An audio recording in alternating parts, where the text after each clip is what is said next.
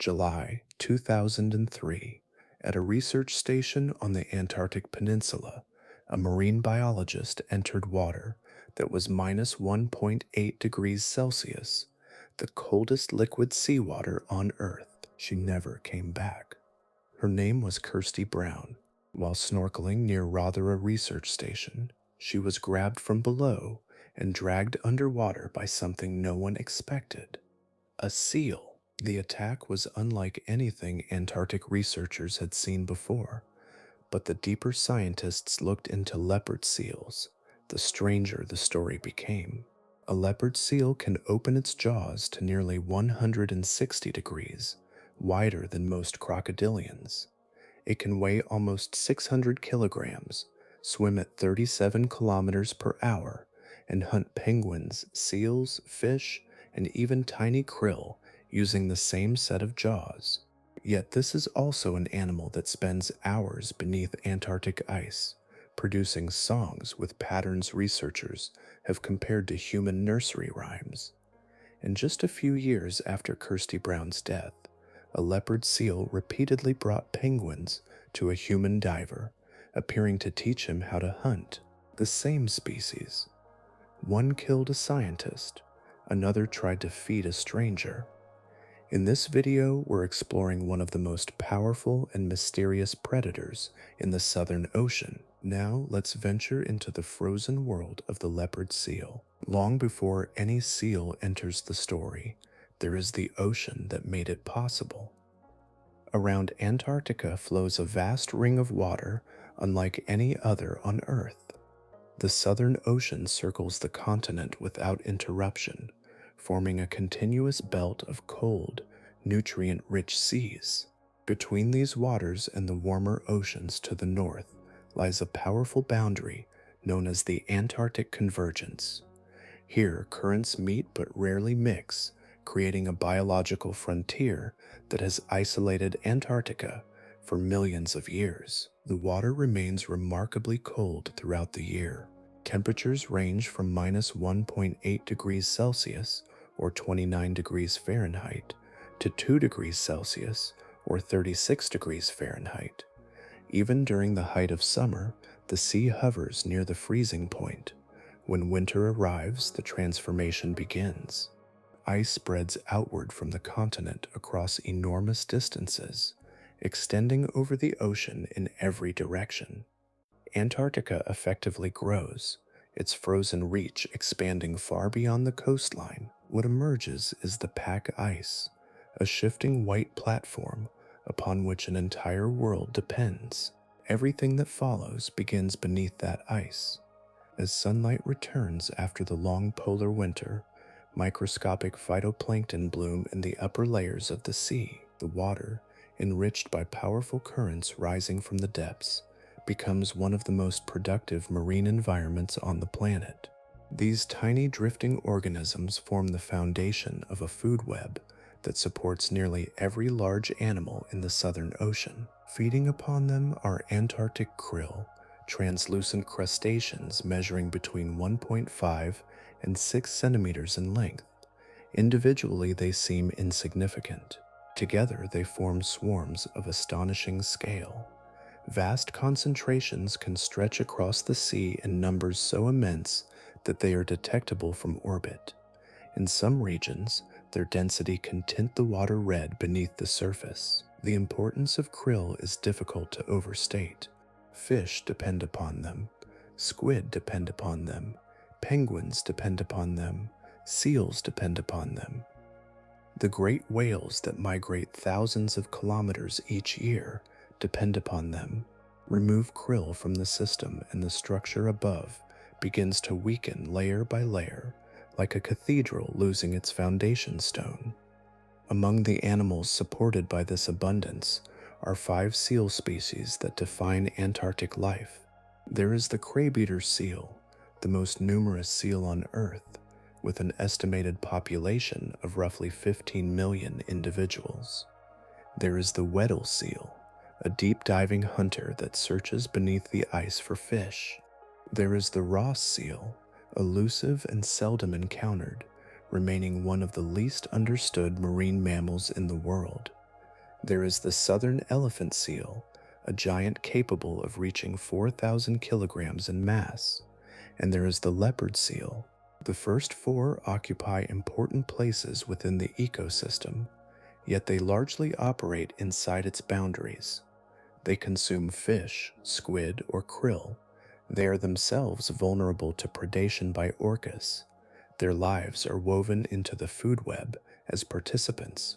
The leopard seal occupies a different position. Rather than moving within the structure, it exerts pressure upon it. It influences the distribution of prey, shapes the behavior of other animals, and occupies a level of ecological authority that few Antarctic predators can match. Its presence ripples outward through multiple layers of the system beneath it. Even its classification hints at this separation. The leopard seal bears the scientific name Hydruga leptonix. Hydruga translates as water worker.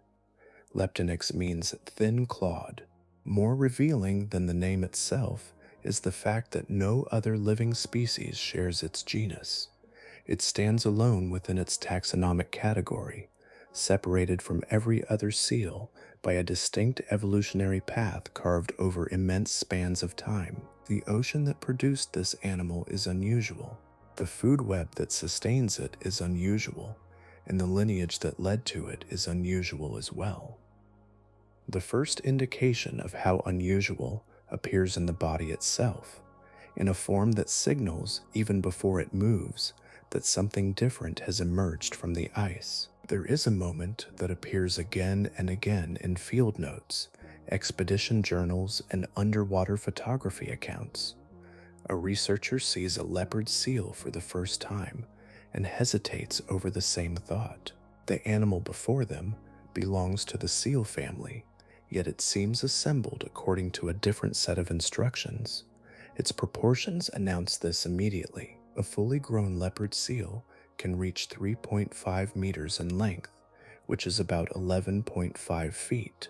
Adult females average around 454 kilograms in mass. That places them beyond the weight of a Bengal tiger, beyond a large black bear, and beyond many adult male lions. Yet size alone does not explain the impression they create. Other seals can be large. Few create the sense that every feature has been refined toward pursuit. The head is the first detail that draws attention. Broad and flattened, it appears oversized for the body behind it. The skull widens toward the jaws, forming a triangular profile that sits low against a neck so short it almost disappears. Seen beneath the water, the outline resembles less a marine mammal and more an ancient predator shaped by currents rather than by land. The transition from head to torso is so gradual that the entire front half of the animal seems to function as a single streamlined structure. That structure continues through the body itself. Most seals possess a rounded form, thick through the middle and evenly proportioned from front to rear.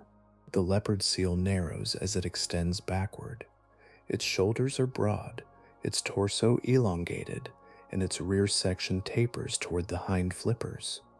The shape reduces resistance during rapid movement through water, creating an animal that appears stretched by speed even while resting. Across this form lies a coat patterned with irregular spots and shifting shades of gray. The coloration serves a purpose far older than beauty. The darker upper surface blends into the dim waters below when viewed from above. The lighter underside merges with the brightness filtering downward through ice and open water when viewed from beneath. From either direction, the boundaries of the body become more difficult to distinguish.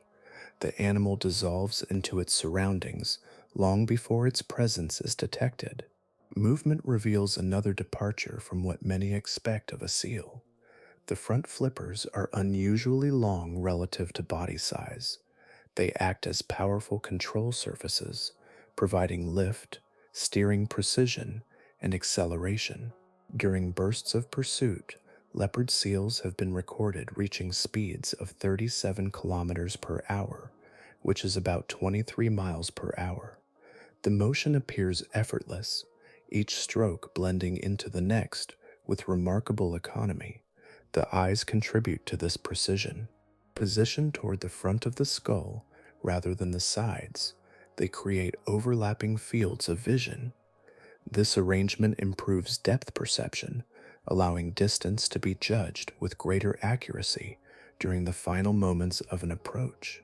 Many other seal species prioritize awareness of their surroundings.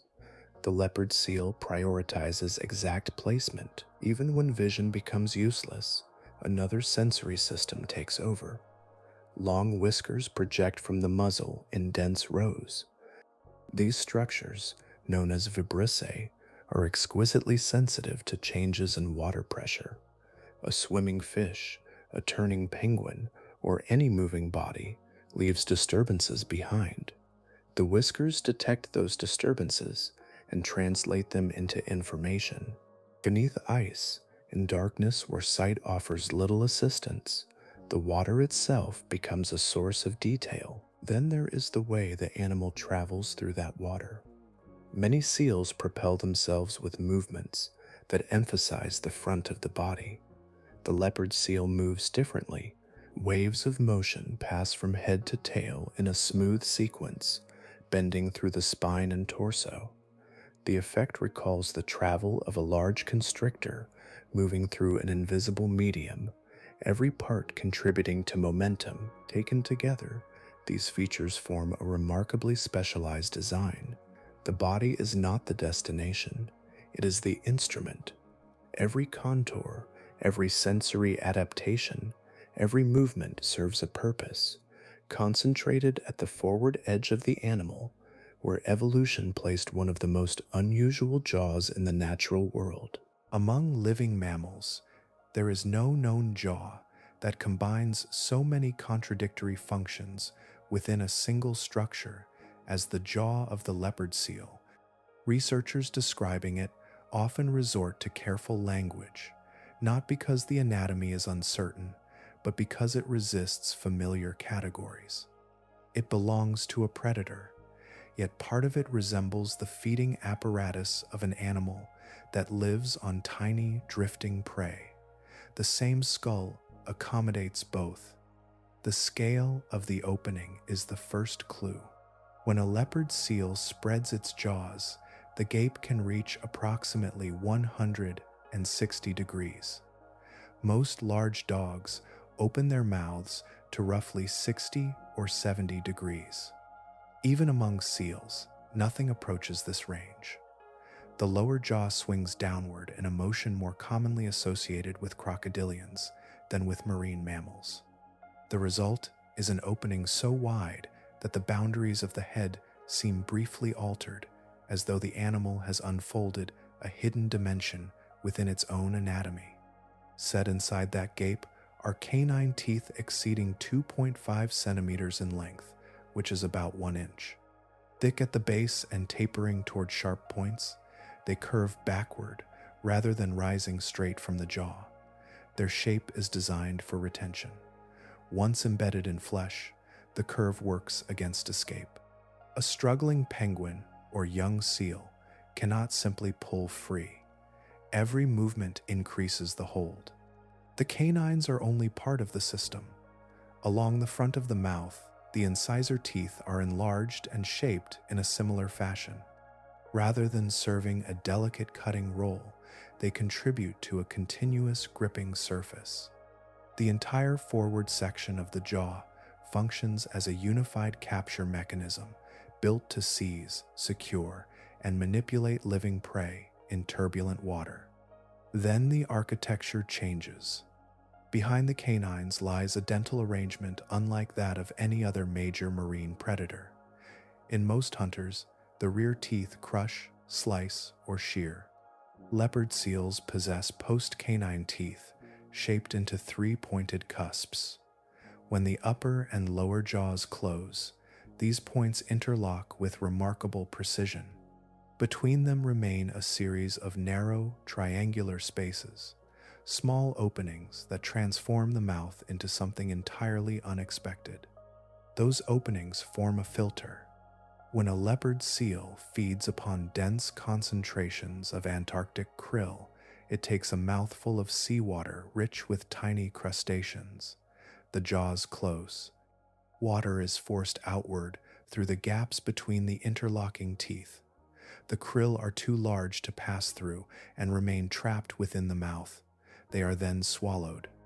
A predator capable of overpowering warm-blooded prey can, within the same day, harvest organisms scarcely larger than a human thumbnail. This duality has attracted particular attention in the scientific literature. Researchers frequently describe the arrangement as unusual among apex predators.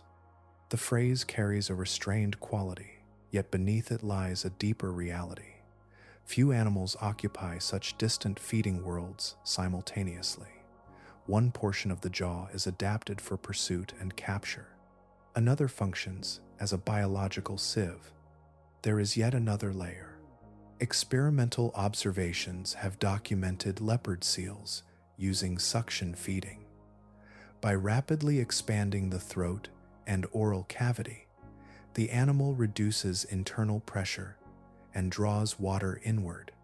Small fish and squid can be pulled directly into the mouth with little reliance on the teeth themselves. In these moments, feeding depends not upon cutting, filtering, or gripping, but upon fluid dynamics. 3 feeding strategies coexist within a single head: large prey capture, krill filtration, suction feeding. The evidence remains etched into the skeleton long after meals are forgotten. Studies examining skulls from animals of different ages reveal wear patterns on both the front canines and the rear filtering teeth. The marks accumulate together across a lifetime. Predation and filtration leave parallel signatures, recording years of choices in enamel and bone. Nothing about such a design appears accidental. It reflects a long process of refinement, shaped across immense spans of time by an environment that rewarded flexibility, efficiency, and survival in a world where every advantage mattered. Along the Antarctic coastline, there exists a narrow boundary where 2 worlds touch for only a moment. Above lies a platform of ice and stone. Below lies the sea. Every penguin that feeds in the ocean must cross this border, moving from land into water and then back again. It is a predictable journey, repeated countless times across a lifetime, and predictability has always been valuable to predators. At the edge, groups of Adelie penguins gather in dense clusters. Their destination is clear, yet entry is often delayed. Researchers observing these colonies have documented birds remaining at the margin for as long as 45 minutes. Individuals shuffle forward and then retreat. They crowd together, shoulder to shoulder. Sometimes one bird is nudged ahead by another, serving as an unwilling test of what waits beyond the ice. The hesitation is understandable. The water conceals nearly everything. Beneath the overhanging shelf, where shadows deepen and visibility diminishes, a leopard seal may already be in position. From above, there is often nothing to see. No ripple, no movement, no outline betrays its presence. The animal holds itself just below the surface, suspended with extraordinary control. Field observations have recorded individual leopard seals maintaining these ambush positions for 20 to 30 minutes and sometimes longer. During this time, they do not wander through the hunting area. They do not patrol continuously. Instead, they remain fixed in place, conserving energy while waiting for a moment that they know will eventually arrive. The strategy depends upon necessity. Penguins cannot remain on land indefinitely. Their food exists offshore. Hunger will eventually overcome caution. The edge must be crossed. When the decision is finally made, the transition happens quickly. A bird slips into the water, another follows. The colony begins to commit itself to the sea, yet the leopard seal often does not strike immediately. Studies of hunting behavior show that the predator frequently allows a brief delay. A penguin may swim for a second or two before the attack begins. By then, the geometry of escape has changed. The bird is no longer protected by the stability of the ice behind it, nor has it gained enough distance to exploit the open water ahead. It occupies a narrow zone of vulnerability. Then the stillness breaks. Acceleration comes with astonishing speed. From a stationary position, the seal surges upward and forward. Water erupts around the strike as the predator closes the distance. The target is often the feet. This detail appears repeatedly in observations across different locations and hunting individuals. By seizing the feet rather than the body, the seal limits the penguin's ability to generate effective thrust with its powerful flipper wings. Once captured, the hunt enters a different phase. The leopard seal rises toward the surface while maintaining its grip. There it begins a repeated whipping motion. The penguin is swung through broad arcs and struck against the water again and again. In scientific literature, this behavior is known as thrashing. The term sounds simple, yet the action serves several purposes simultaneously. The impacts stun the prey. They damage its ability to resist. They also loosen the dense layer of feathers that would otherwise interfere with feeding. What appears chaotic is, in reality, remarkably consistent. Researchers have documented the same sequence across multiple regions of Antarctica and among numerous hunting animals. The repetition suggests a specialized technique rather than spontaneous behavior. Whether learned through experience or shaped through inherited instinct, the result remains strikingly effective. Young penguins face particular risk. Individuals entering the sea for the first season possess less experience in the water. Their reactions are slower, their movements less refined. Leopard seals have been observed focusing attention on these inexperienced birds, selecting opportunities where success is more likely. Even so, not every leopard seal hunts with equal proficiency. Some individuals capture prey far more efficiently than others, revealing differences that extend beyond anatomy alone. Skill, experience, and behavior leave their own signatures upon the hunt. And once the hunt is over, the story does not always end with feeding. In some cases, something far stranger begins. Some observations linger in scientific records because they fit neatly into existing explanations. Others remain there because they refuse to fit anywhere at all. Across different regions of Antarctica, separated by decades of fieldwork and conducted by researchers who often never met one another, the same sequence appears with surprising consistency. A leopard seal captures a penguin. The bird is injured but alive. Instead of consuming it, the seal releases it. The penguin attempts to escape. The seal intercepts it, captures it again, and then releases it once more. The cycle can continue repeatedly. Throughout these encounters, the prey remains alive. The seal is not feeding. It is not preparing the carcass for immediate consumption. It is not engaging in any behavior that can be easily classified within the familiar stages of predation. The animal appears focused on the interaction itself. For this reason, researchers have spent years attempting to understand what exactly is taking place. The most conservative explanation is practice. Hunting in Antarctic waters requires extraordinary precision. Success depends upon timing, positioning, speed, and the ability to predict how prey will react during moments of rapid movement. A live penguin presents a constantly changing target.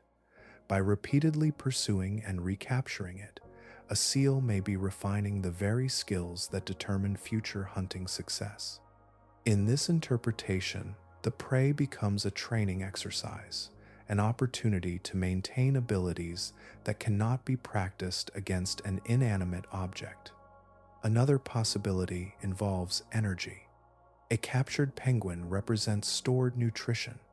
Releasing it briefly while remaining nearby may allow the predator periods of reduced exertion between capture attempts. Rather than securing prey in a fixed location, the seal effectively maintains possession through repeated interception. The penguin remains available while continuing to move through the water. It becomes a form of temporary storage carried by its own efforts. Yet, neither explanation fully accounts for every observation. Behavioral ecologists have proposed a third idea, known as behavioral surplus.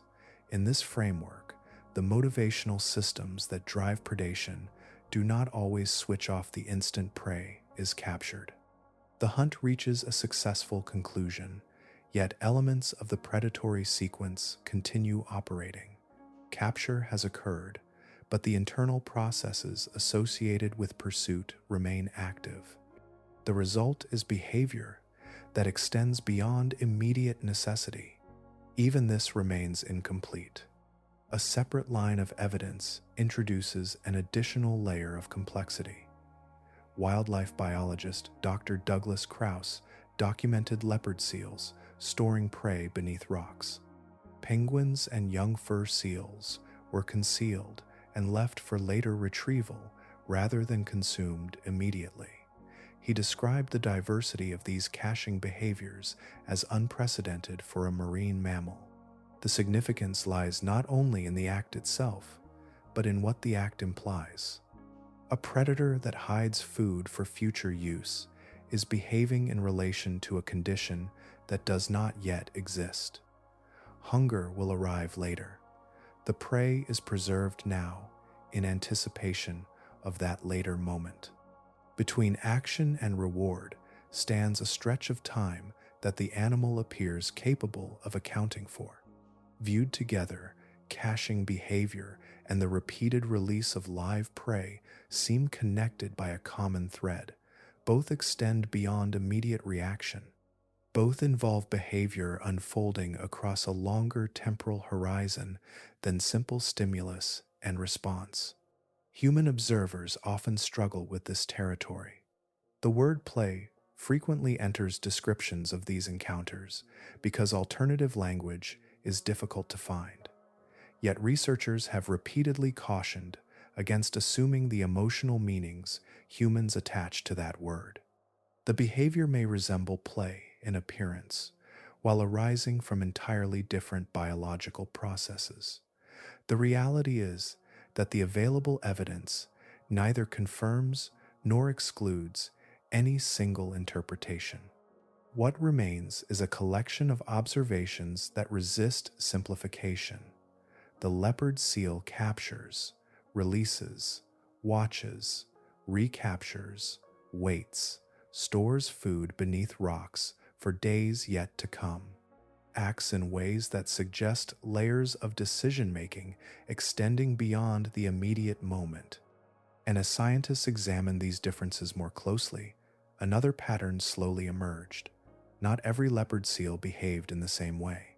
Beneath the shared anatomy existed striking individual variation, revealing that members of the same species could live remarkably different ecological lives. For a long time, the leopard seal seemed straightforward from a dietary perspective. Researchers examining stomach contents found evidence of krill, fish, squid, penguins, and occasionally other seals. The pattern appeared flexible and adaptable. The prevailing assumption was that leopard seals simply consumed whatever prey happened to be available at a particular place and season.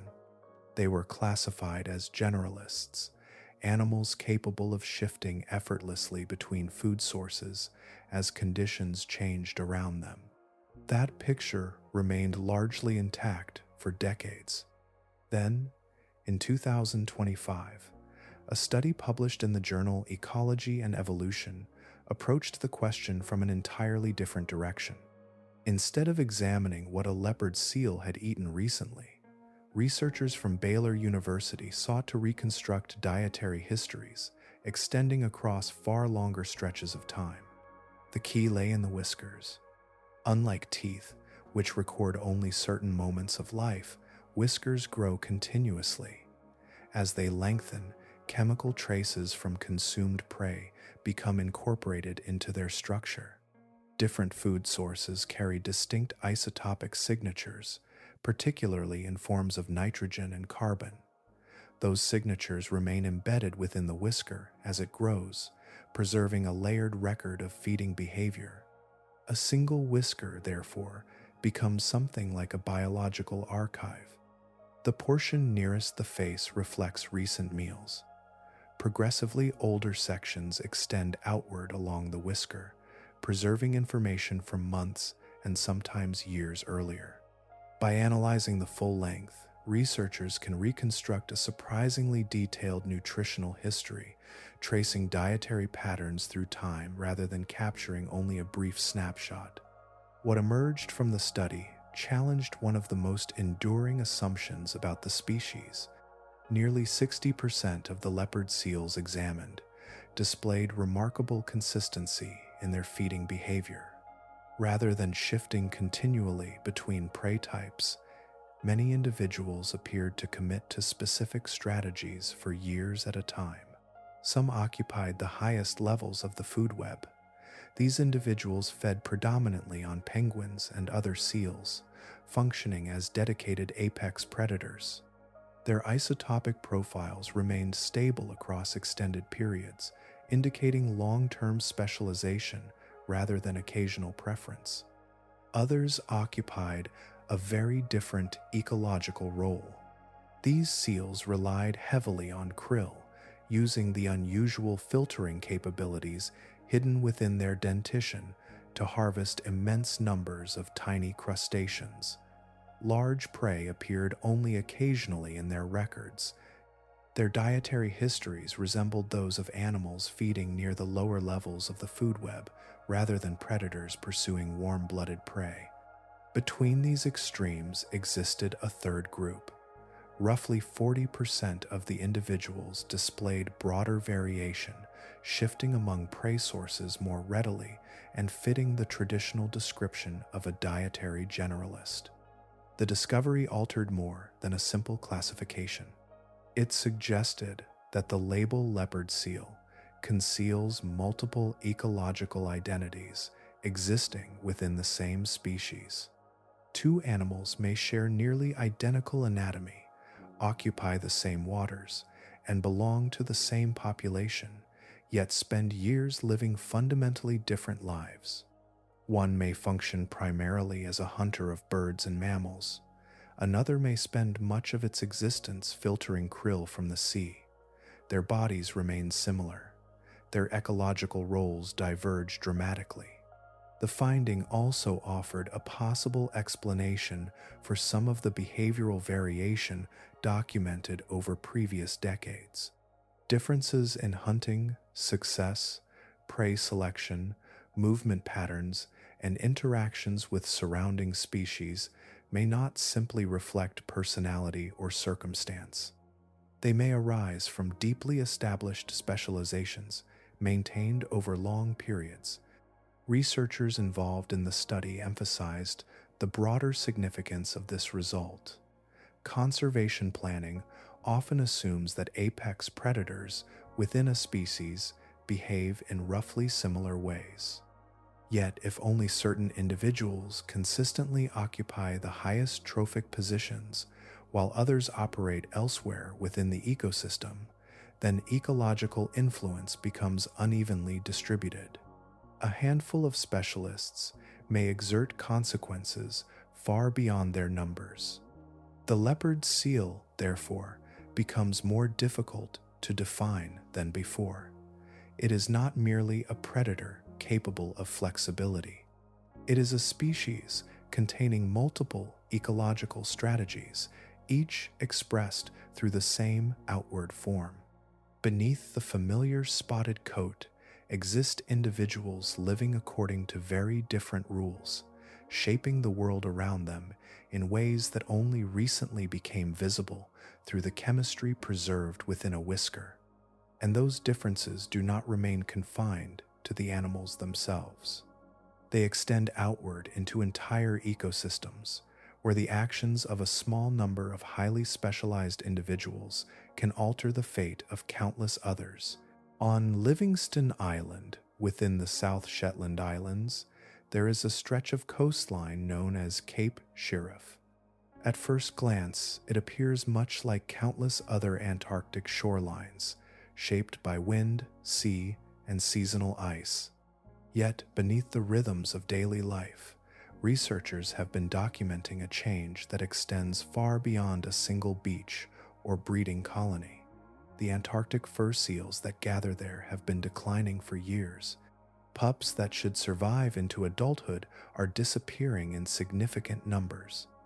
Colonies that once produced larger generations now contribute fewer young animals to the future population.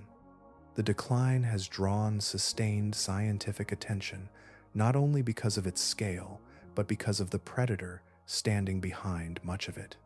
Research led by wildlife biologist Dr. Douglas Krause has identified leopard seal predation as one of the principal forces affecting fur seal pup survival at Cape Shirreff. The victims are often taken during the earliest and most vulnerable weeks of life, when inexperience and limited mobility leave little room for escape. Initially, it might seem reasonable to assume that the local leopard seal population is acting as a unified force.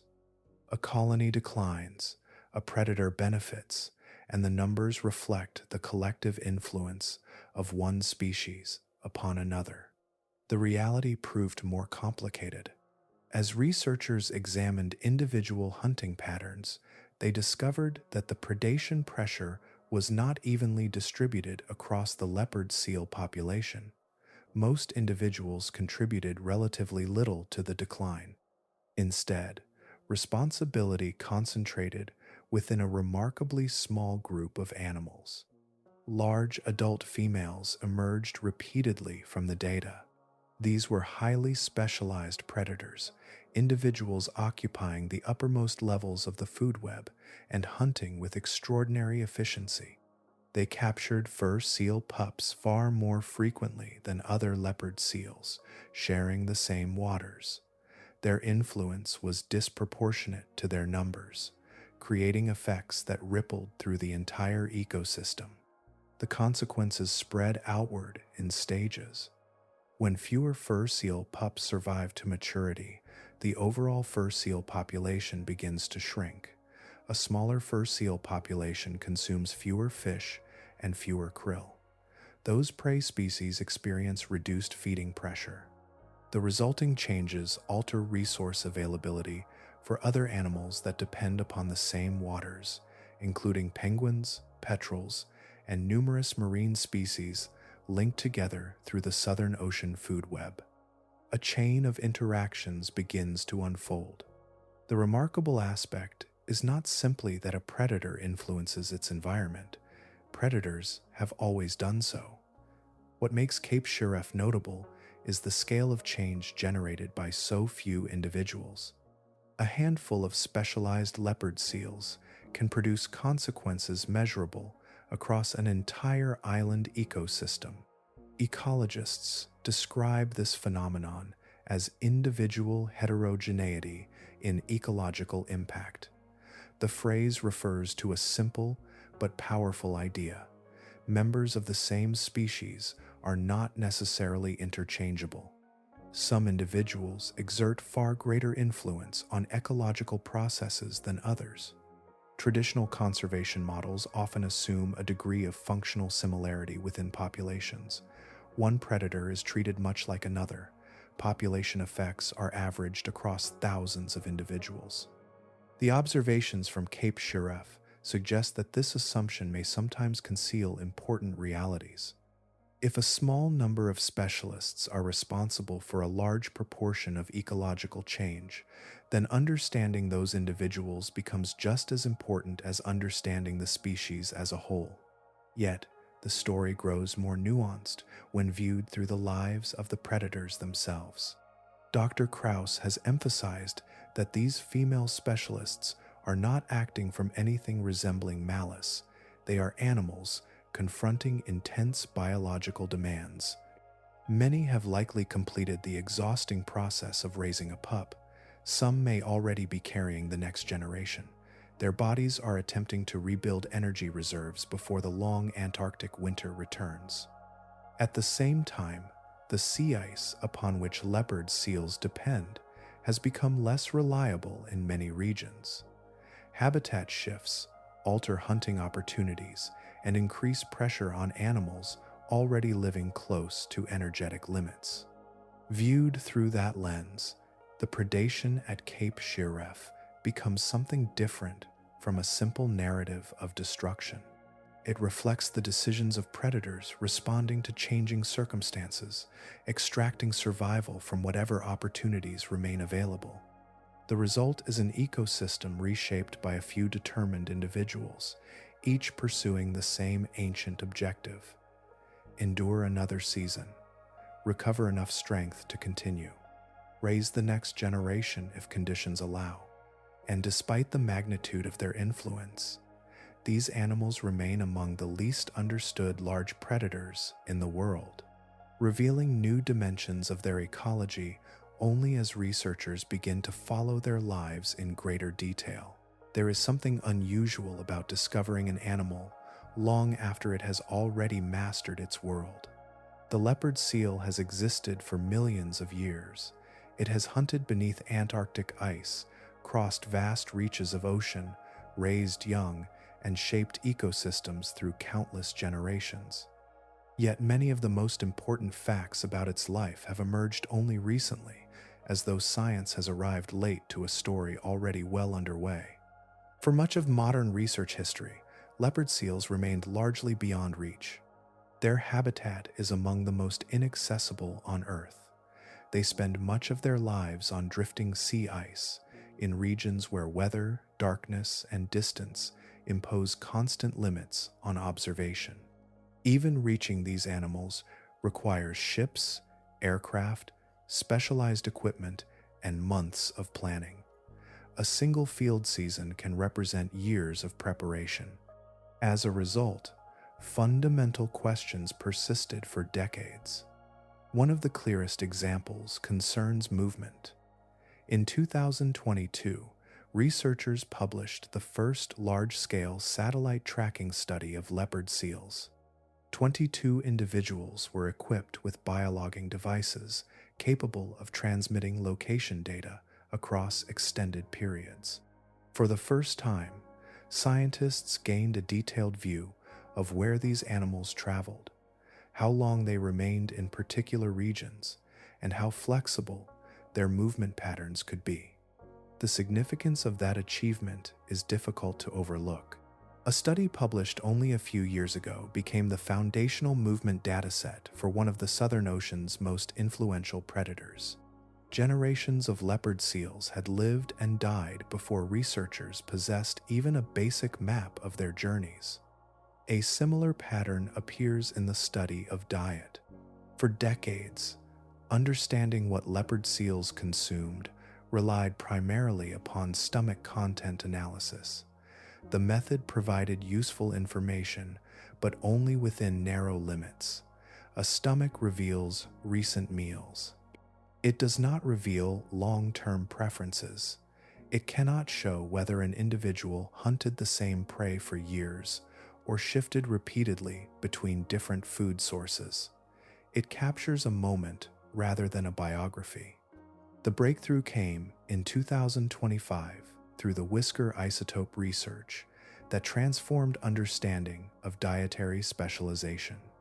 The authors themselves described the work as first of its kind. Before that study, the extended feeding histories of individual leopard seals were effectively invisible. Entire ecological identities remained hidden within animals that scientists believed they already understood. Even basic population estimates carry similar uncertainty. The most widely cited global survey was conducted in 1999 and 2000. More than a quarter century has passed since that effort. Researchers have repeatedly noted that the estimate is likely conservative because many animals could not be counted. Individuals beneath sea ice remained inaccessible. Others occupied remote regions beyond survey coverage. Some may have been absent from observed areas during the survey period itself. The challenge is not a lack of scientific interest. It is geography. The Southern Ocean spans roughly 20 million square kilometers, which is about 7,720,000 square miles. Much of that expanse experiences conditions that restrict access for large portions of the year. Storms, shifting ice, and extreme isolation combine to create one of the most demanding research environments on the planet. What emerges from all of this is an unusual realization. The leopard seal is not a thoroughly understood animal undergoing minor refinement through additional studies. It is an animal whose most important discoveries are still arriving. Core aspects of its movement, diet, ecological influence, and behavior have only recently entered the scientific record. In some ways, researchers are encountering the species in earnest for the first time. Each new study seems to reveal another layer that had previously gone unnoticed. Patterns once assumed to be simple become more complex. Behaviors once interpreted broadly divide into distinct strategies. Questions thought to be settled reopen under new evidence. And beyond the limits of current observation, beneath shifting ice and across remote breeding grounds, much of the species' life remains unseen. The gaps are not small details at the edges of knowledge. They occupy entire chapters. The leopard seal remains both familiar and mysterious, a large predator whose presence has been known for generations, yet whose story is still being assembled, piece by piece, from one of the most difficult places on Earth to study. For much of the Antarctic year, the world beneath the sea ice remains hidden from human sight. Water presses against the underside of frozen platforms. Light fades into blue shadows. Vast distances separate one animal from another, yet during the breeding season, that submerged landscape fills with sound. Between November and January, male leopard seals begin a remarkable ritual. They descend beneath the pack ice and sing, not for a few moments, and not as occasional bursts of communication. Individual males have been documented producing vocal displays for up to 13 hours each day. A singer rises only briefly to breathe, sometimes remaining at the surface for mere seconds before slipping below once more and resuming the performance exactly where it left off. Hour after hour, the songs continue. The calls take many forms. Some resemble long descending notes. Others rise gradually before breaking into trills. There are chirps, pulses, and patterned sequences repeated across enormous stretches of time. Underwater, these sounds can reach extraordinary intensities, comparable to the noise produced by a jet aircraft heard at close range. Yet volume alone is not what makes the songs remarkable. For years, researchers recognized that leopard seal vocalizations possessed an unusual degree of structure. Individual calls appeared organized rather than random. Patterns repeated. Sequences followed recognizable arrangements. The songs seemed to obey rules, though the nature of those rules remained difficult to define. A major step toward understanding arrived in 2025. A European research team published a study in Scientific Reports based upon 6 years of acoustic recordings collected in the Davis Sea of eastern Antarctica. Using a single underwater listening device deployed through the ice, researchers recorded the songs of 26 male leopard seals across multiple breeding seasons. The resulting archive captured thousands upon thousands of vocalizations. To analyze them, the scientists employed a mathematical approach known as information entropy analysis. Rather than focusing on how the sounds resembled one another acoustically, the method examined how predictable or unpredictable the underlying sequences were. Signals that repeat endlessly contain little information. Signals that are completely random also become difficult to interpret. Between those extremes lies a balance where information can travel efficiently. The researchers compared leopard seal songs with an enormous collection of human music, whale vocalizations, bird songs, and other animal communication systems. The result was unexpected. In terms of mathematical structure, leopard seal songs most closely resembled human nursery rhymes. The similarity was not auditory. No leopard seal sounds like a child singing. Instead, the resemblance emerged from the balance between repetition and variation. The sequences were organized enough to remain recognizable, yet flexible enough to convey information. Patterns could be repeated, modified, and transmitted without losing their essential structure. That balance may be precisely what makes the songs effective. Sound behaves differently beneath ice than it does in open air. Signals must travel through water, reflect from frozen surfaces, and persist across great distances.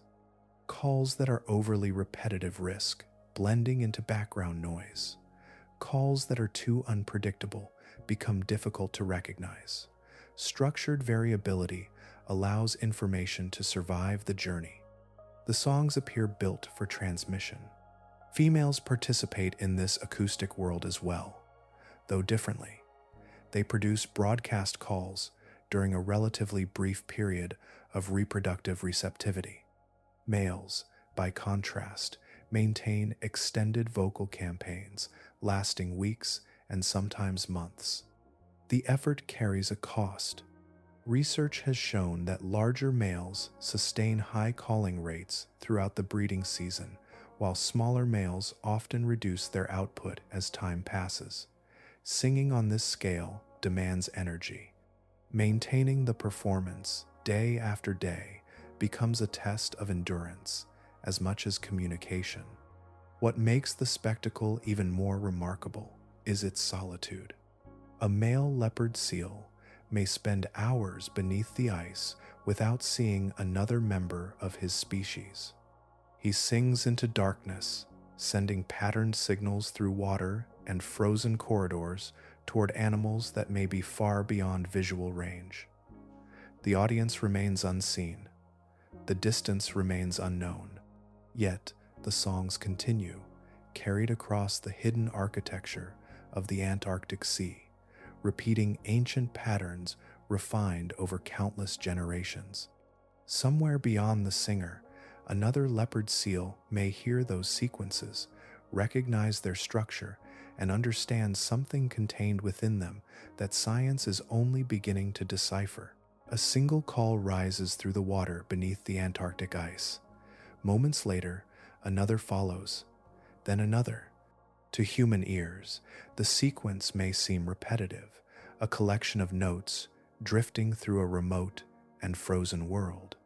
Yet hidden within those patterns is something far more specific than a simple announcement of presence. Each singer sounds like itself. Researchers studying leopard seal vocalizations have found that individual males produce acoustic sequences that remain measurably distinct from those of other animals. Differences appear in timing, frequency, pacing, and the arrangement of repeated call units. Most importantly, those differences persist across recordings, separated by significant periods of time. The signature remains stable. The effect is comparable to a vocal fingerprint. A leopard seal listening beneath the ice is not merely hearing that another member of its species exists somewhere in the distance. In principle, it may be hearing which individual is calling. The information necessary for recognition appears to be embedded directly within the structure of the song itself. That realization changes the meaning of the breeding chorus. Many social animals live in groups where visual contact provides a constant stream of information. Faces, movements, postures, and interactions create a rich social environment. Leopard seals live very differently. Across much of the Southern Ocean, they occur at remarkably low densities. Individuals may spend extended periods alone, separated from the nearest member of their species by vast expanses of water and drifting ice. In some regions, those distances may extend across hundreds of kilometers, which is about 124 miles. Under such conditions, long-range acoustic recognition becomes more than a useful ability. It may represent one of the primary ways these animals maintain awareness of one another at all. The songs themselves are built from recurring acoustic units arranged into stereotyped sequences. Particular elements appear repeatedly in predictable positions, creating patterns that can be recognized and compared. Researchers believe this structure serves several purposes simultaneously. For animals already familiar with a caller, the sequence may communicate identity. A known individual announces itself through a recognizable acoustic pattern. For animals encountering the signal for the first time, the same sequence may provide broader information, identifying the species, the sex of the caller, and perhaps aspects of physical condition. The result is an underwater communication system operating across distances where sight becomes impossible. Through sound alone, a leopard seal may be able to construct something resembling a social map. Certain voices belong to particular individuals. Some callers maintain intense and consistent vocal output throughout the breeding season, a pattern associated with larger males. Others produce less persistent displays. Locations shift gradually as songs move through the environment. Presence, absence, and identity may all become part of an evolving acoustic landscape. The ice conceals the animals from one another, yet their voices continue to draw invisible connections across that hidden world. What remains uncertain is whether those connections extend further. Scientists can measure structure. They can identify recurring patterns. They can quantify information content and examine statistical relationships within the songs. Yet, there remains a boundary beyond which interpretation becomes difficult. No one currently knows whether leopard seal vocalizations contain anything resembling semantic content. Researchers do not know whether the calls communicate information about prey, environmental conditions, or other features of the surrounding world. The possibility remains open, neither confirmed nor excluded by available evidence. The challenge lies partly in the environment itself. The songs have been recorded, cataloged, and translated into mathematical descriptions. Their architecture is becoming clearer with each study. Yet much of the context in which those signals are exchanged remains inaccessible. The conversations unfold beneath sea ice, across enormous distances, in waters that limit both observation and experimentation. For now, the messages remain only partially understood. A caller broadcasts its identity into the darkness. Another animal receives the signal and may recognize precisely who is speaking. Beyond that point, certainty begins to fade. There may be additional layers waiting beneath the patterns already measured, information still hidden within sequences that science has only recently learned how to examine. What is clear is that these solitary predators are not as isolated as they first appear. Their world contains voices, recognition, and memory. And when leopard seals encounter the human beings attempting to understand them, those same hints of cognition emerge in ways that can be unexpectedly difficult to dismiss. Some facts sound simple when stated plainly. Leopard seals do not flee from humans. In much of the natural world, large predators respond to unfamiliar encounters with caution. Great white sharks often veer away after investigation. Tigers frequently avoid direct contact when given the opportunity. Polar bears may approach, retreat, or circle while assessing a situation from a distance. Across many species, uncertainty produces some degree of avoidance. Leopard seals often respond differently. Researchers working in Antarctica have repeatedly described encounters in which the animal's first reaction is neither withdrawal nor aggression. Instead, the seal approaches, it closes distance, it remains present. This pattern became especially clear after a behavioral review conducted by the British Antarctic Survey following the death of marine biologist Kirsty Brown. Scientists examined decades of documented interactions between humans and leopard seals, searching for recurring themes. The most common behavioral description that emerged was curiosity. Even the researchers treated the word carefully. Curiosity carries human associations that science cannot easily measure in another species.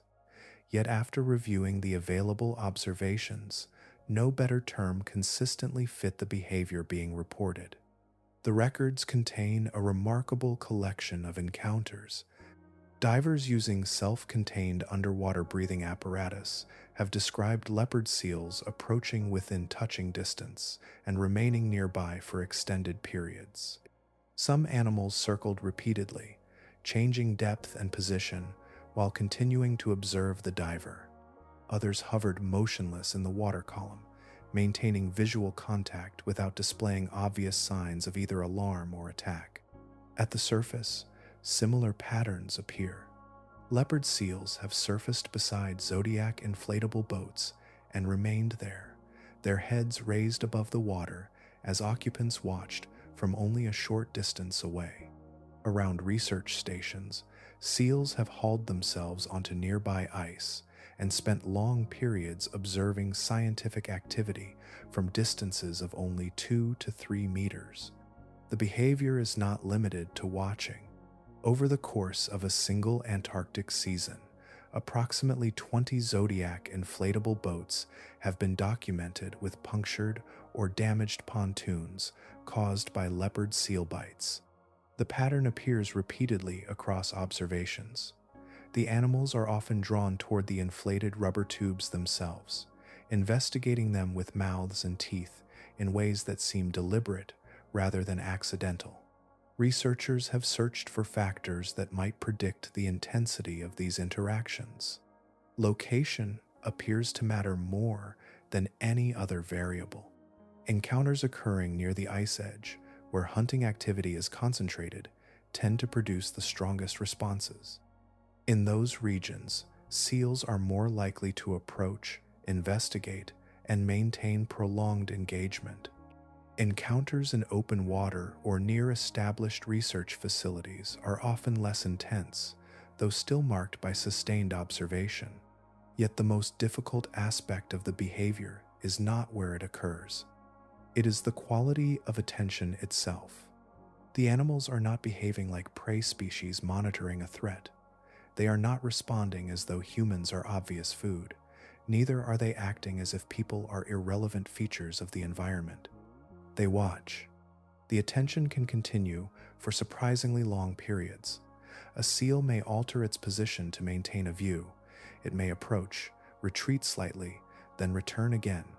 The interaction often feels directed, as though the animal is engaged in a process of assessment that remains hidden from the observer.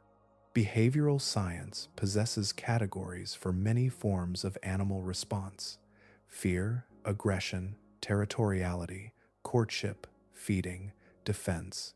Leopard-seal interactions with humans often seem to occupy a less clearly defined space between those familiar labels. One researcher interviewed following Kirsty Brown's death offered perhaps the most honest interpretation currently available. He suggested that the inquisitiveness might involve assessing humans as potential prey. The idea remains neither confirmed nor disproven. It exists as a possibility among several others, reflecting the limits of what can presently be known. The seals approach, they observe, they investigate. Beyond those facts, certainty begins to fade. What makes this uncertainty especially striking is the rarity of serious attacks. Across hundreds of documented encounters between humans and leopard seals, only a single interaction has resulted in a human fatality. And the circumstances surrounding that event remain among the most unusual ever recorded in the literature of wildlife attacks. Patterns often emerge only after enough years have passed for scattered observations to gather into something larger. When researchers from the British Antarctic Survey reviewed 3 decades of documented interactions between humans and leopard seals, they were not searching for a mystery. They were attempting to understand a rare and difficult category of encounter. Yet within the accumulated records, a distinction began to appear. The difference was subtle at first, then increasingly difficult to ignore. There seemed to be 2 fundamentally different ways leopard seals engaged with people.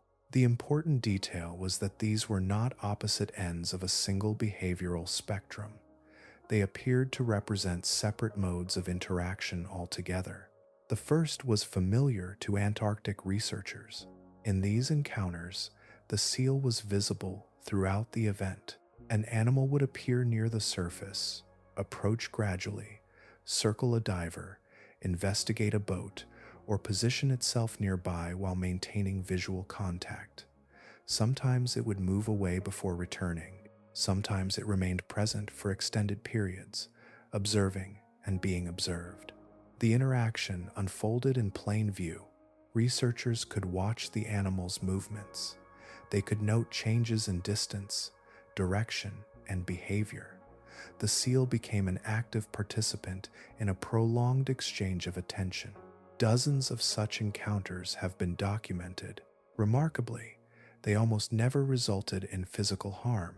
The animals involved could be large, powerful, and equipped with the formidable adaptations already described. Yet the visible interaction itself was generally characterized by investigation rather than violence. The seal approached. The seal watched. The seal departed. Then there was the second pattern.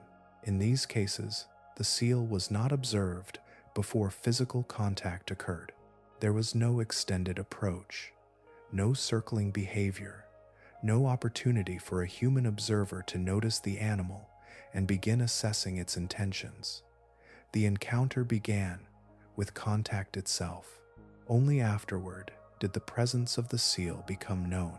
This distinction carries unusual significance because it differs from the framework through which humans often understand dangerous wildlife. Many large predators reveal themselves before an attack. A shark may circle, a bear may posture, a crocodilian may become visible near the surface. Experienced field researchers learn to watch for signals, recognizing subtle behavioral changes that indicate increasing risk. The process is not perfect, but it provides information. With leopard seals, the available records suggest something different. According to the British Antarctic Survey analysis, a substantial proportion of incidents involving physical contact occurred without prior visual detection of the animal. The seal was absent from awareness until the encounter was already underway.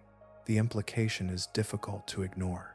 The conspicuous animal, the one swimming openly nearby and attracting attention, is often not the source of danger. The more serious encounter may emerge from an entirely different behavioral mode, one in which observation occurs from concealment rather than visibility. This creates a challenge for human interpretation.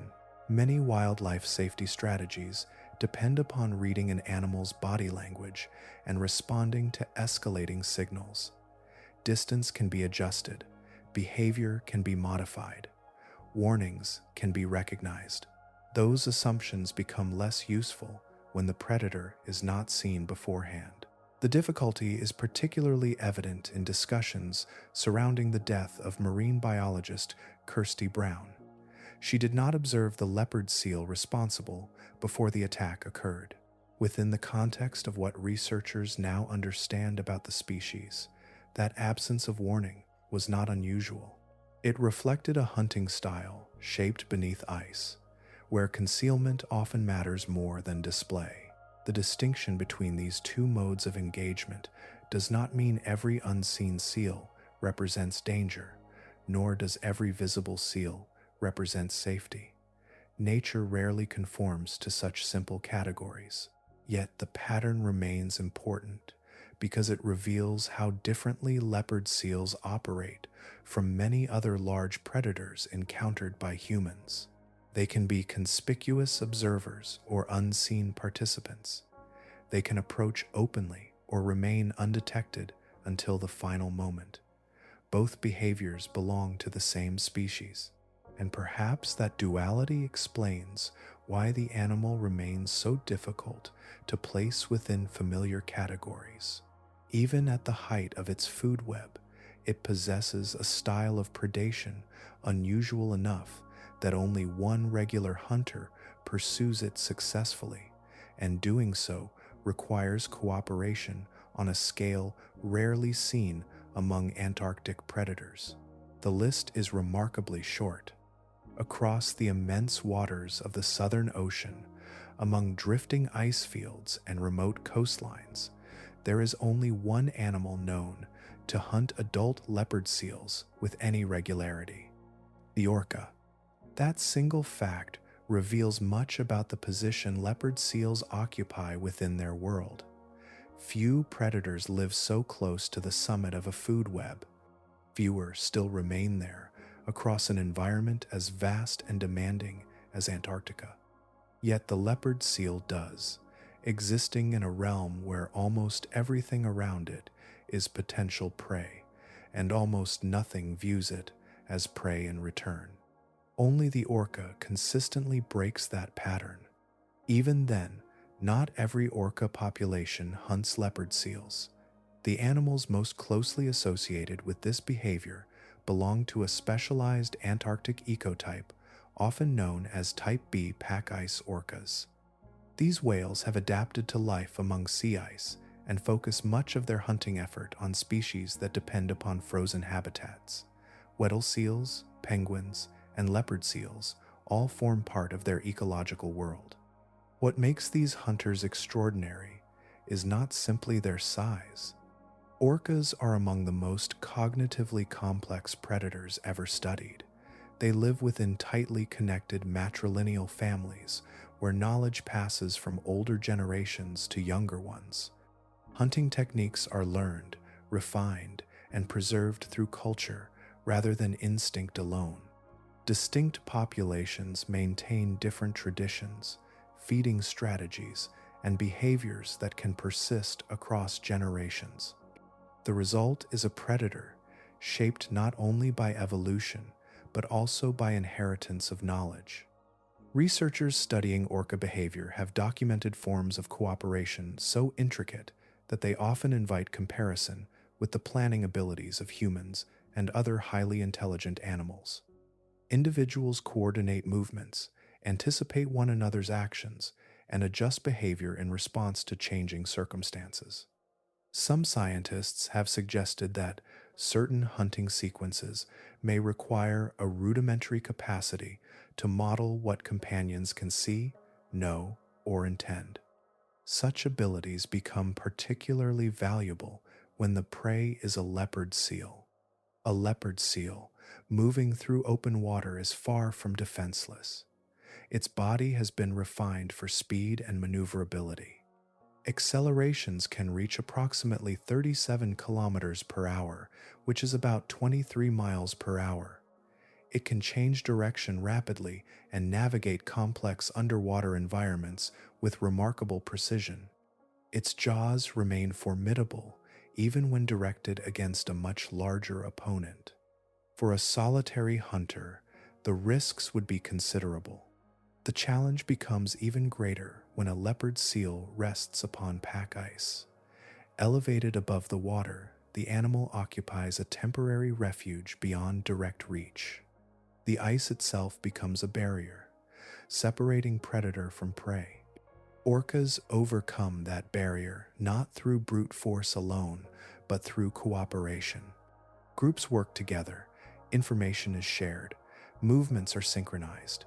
Individual animals contribute to a collective effort that no single whale could accomplish as effectively alone.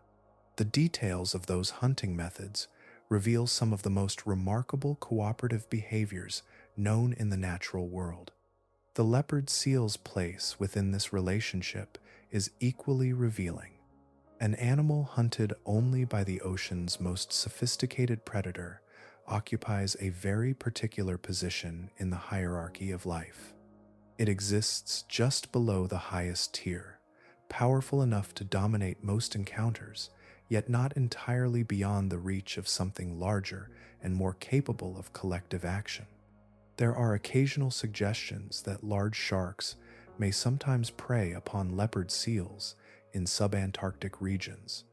Documented cases remain scarce, and researchers do not yet know how frequently such interactions occur or whether successful predation is common. The evidence remains limited and uncertain. The orca stands alone as the only confirmed regular predator. That reality offers a useful measure of the leopard seal itself.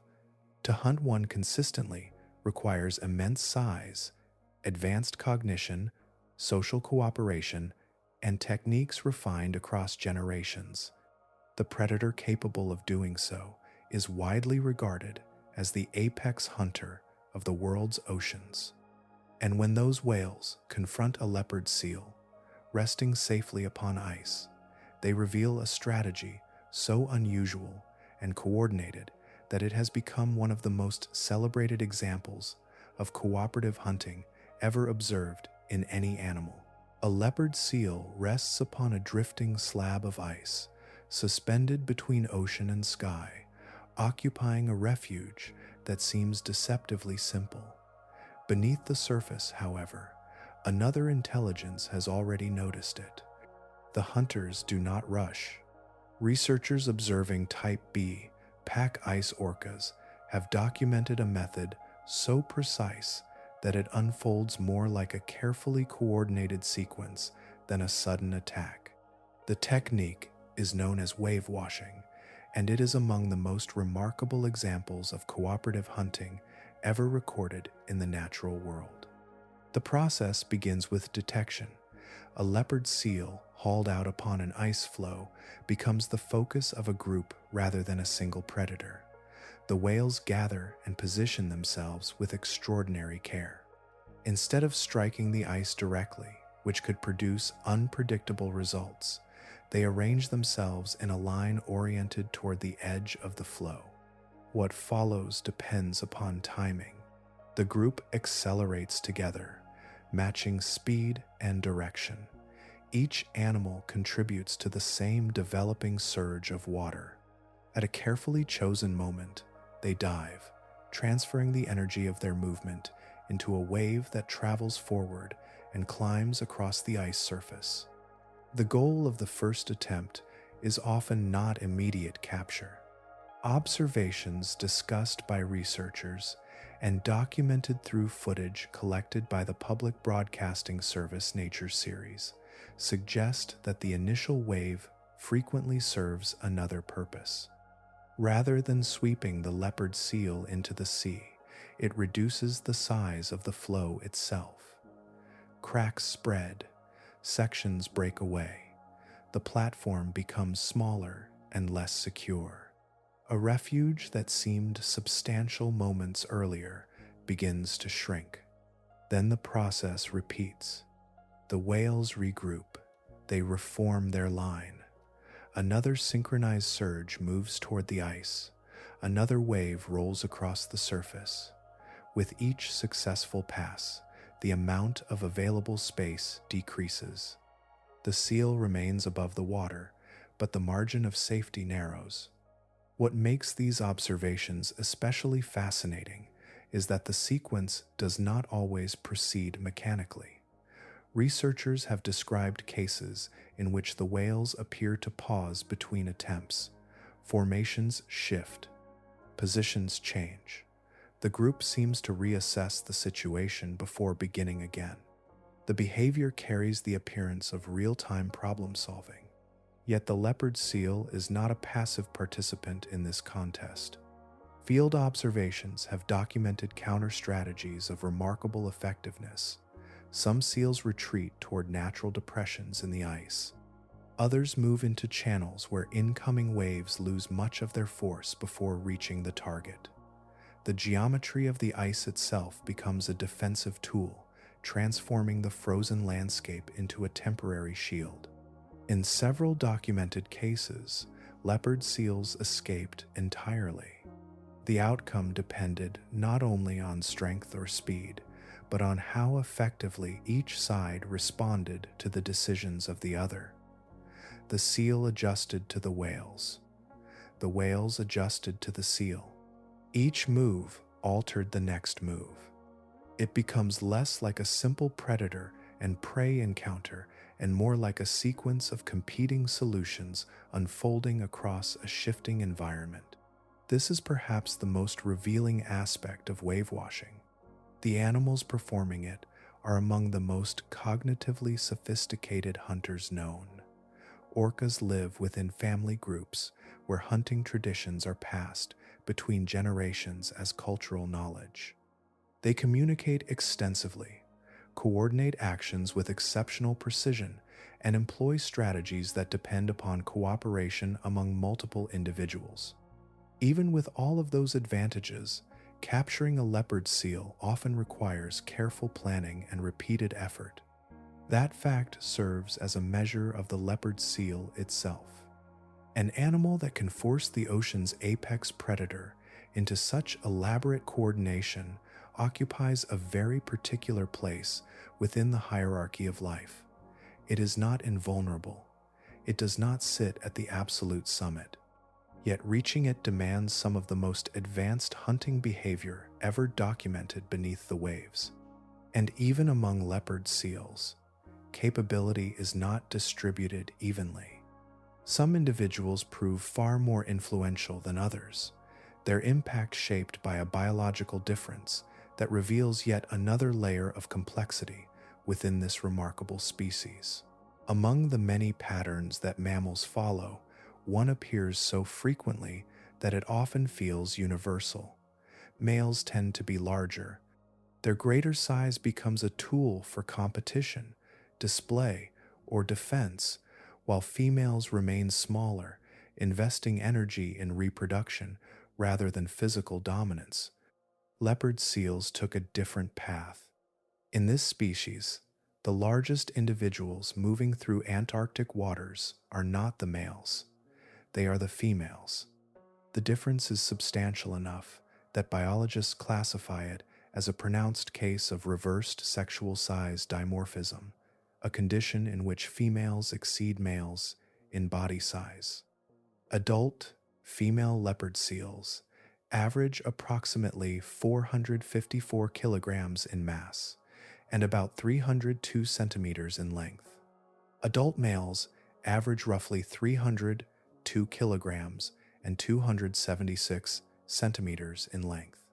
Converting those measurements, females average about 3.02 meters, which is about 9.9 feet, while males average about 2.76 meters, which is about 9.1 feet.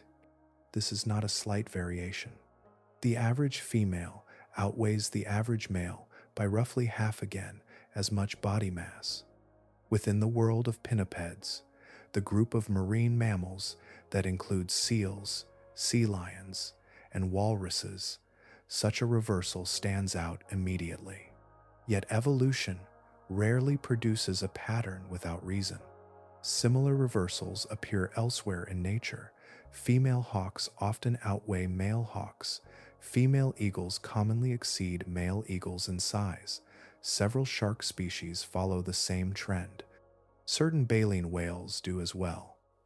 Although these animals differ enormously from one another, the underlying explanation often points toward a common reality. Reproduction is expensive. For a female leopard seal, reproduction is not a brief biological event, but an extended energetic commitment stretching across much of a year. Pregnancy lasts approximately 11 months. After birth, the demands continue. A growing pup depends upon rich milk packed with energy-dense fat, nutrients accumulated through months of successful feeding and stored within the mother's body. Every stage requires reserves. A larger female can store more energy. She can endure longer periods when feeding opportunities become limited. She can produce greater quantities of nutrient-rich milk. She can maintain her own condition while supporting a rapidly developing pup over many generations. Those advantages accumulate. Natural selection steadily favors females capable of carrying larger reserves and converting them into reproductive success. The result is the powerful animal that researchers observe today. Yet body size influences more than motherhood. A larger predator possesses access to opportunities unavailable to a smaller one. Greater mass supports greater strength. Larger energy reserves allow longer persistence. Bigger jaws and a more substantial frame expand the range of prey that can be pursued successfully. Recent research has revealed how important this becomes. The studies examining dietary specialization and ecological impact repeatedly identified a particular category of leopard seal associated with the most dramatic effects on surrounding ecosystems. These were not random individuals distributed evenly across the population. They were often large adult females occupying the highest predatory tier within the species. At places such as Cape Shiref, researchers documented how a relatively small number of these animals could influence entire prey populations.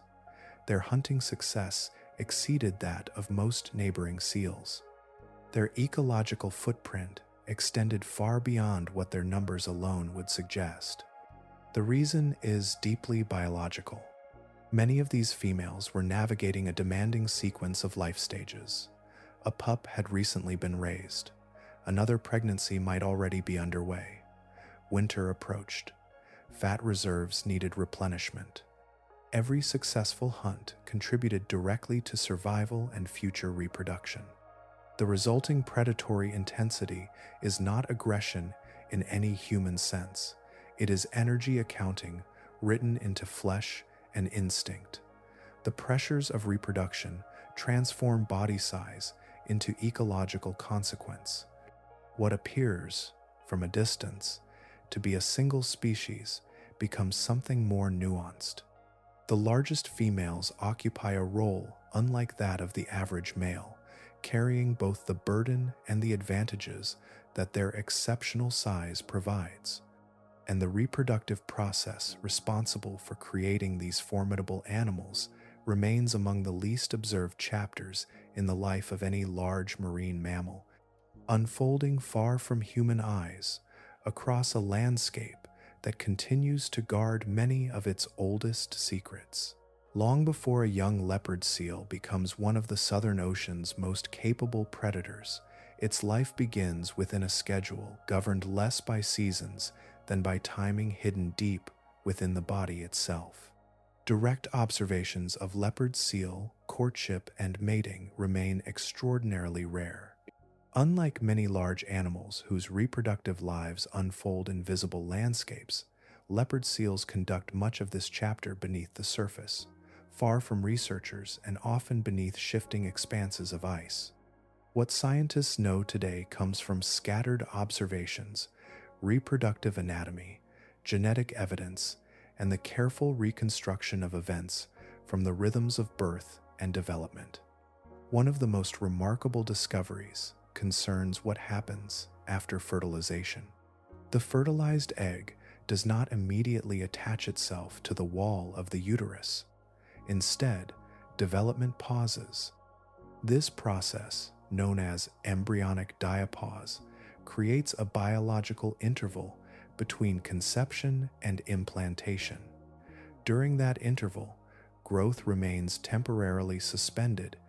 Only later does implantation occur and full pregnancy begin. The effect is elegant. Regardless of slight differences in mating timing, birth can still occur during the most favorable period of the following year. Rather than relying entirely on external conditions, the body adjusts its own calendar. Ice, weather, and seasonal opportunity become woven into reproductive biology itself. Following implantation, gestation lasts approximately 11 months. Throughout that period, the developing pup grows within a mother whose own survival depends upon maintaining sufficient energy reserves in one of the most demanding environments on Earth. When birth approaches, the female leaves the water and settles upon pack ice. There she creates a shallow depression in the ice surface that serves as a temporary nursery. It is not an elaborate structure. No walls surround it. No lasting shelter protects it. Yet for a brief period it becomes the center of an entire life. A single pup is born. Its appearance differs noticeably from the adults that patrol Antarctic waters. Dense dark fur covers the body, providing insulation during the earliest stage of life. Over the following weeks, that youthful coat gradually gives way to the developing pattern that will eventually characterize a mature leopard seal. Time moves quickly here. The nursing period lasts only a matter of weeks. Compared with many large mammals, the duration seems astonishingly brief. Yet the apparent speed conceals an immense transfer of energy. The mother's milk is exceptionally rich in fat, allowing the pup to gain mass rapidly during a narrow developmental window. Researchers believe the female spends much of this period either fasting entirely or making only limited foraging excursions. Every day represents a conversion of stored reserves into growth. Energy accumulated over months is transferred into a pup that must become independent as quickly as possible. This compressed schedule reflects the realities of the Antarctic environment. Suitable ice conditions do not persist indefinitely.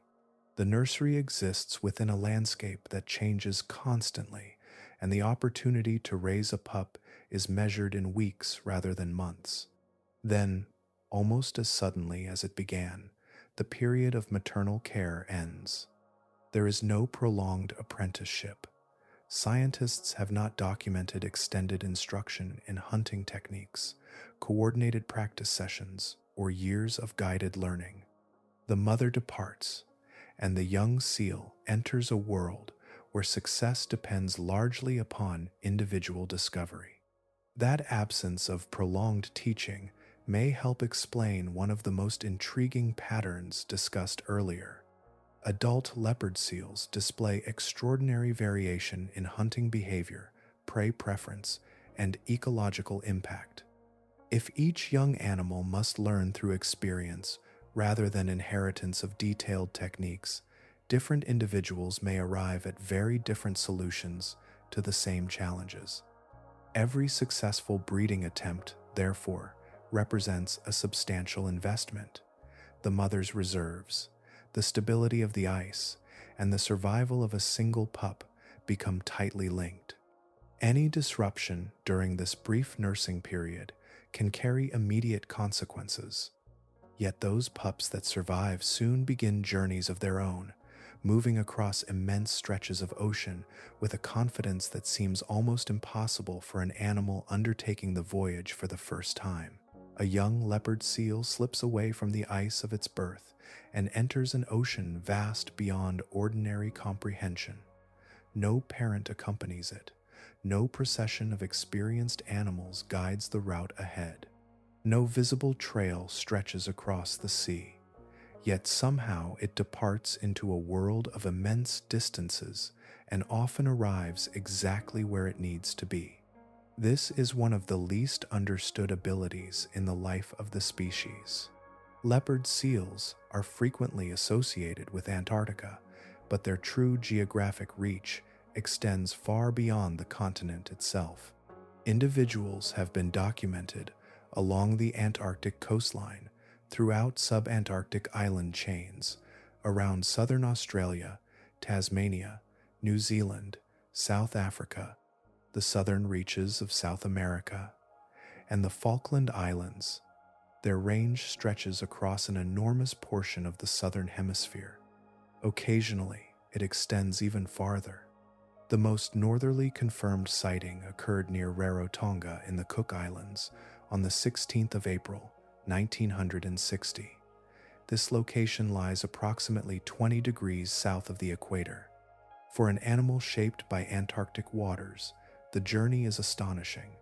The latitude is comparable to that of Rio de Janeiro, placing a predator of sea ice and polar storms within seas normally associated with tropical horizons. Such records are uncommon, yet they reveal a capacity for movement that challenges assumptions about the species. Evidence gathered over decades shows that these journeys are not isolated curiosities. Between 1927 and 2023, researchers documented 438 leopard seal sightings in Chile alone.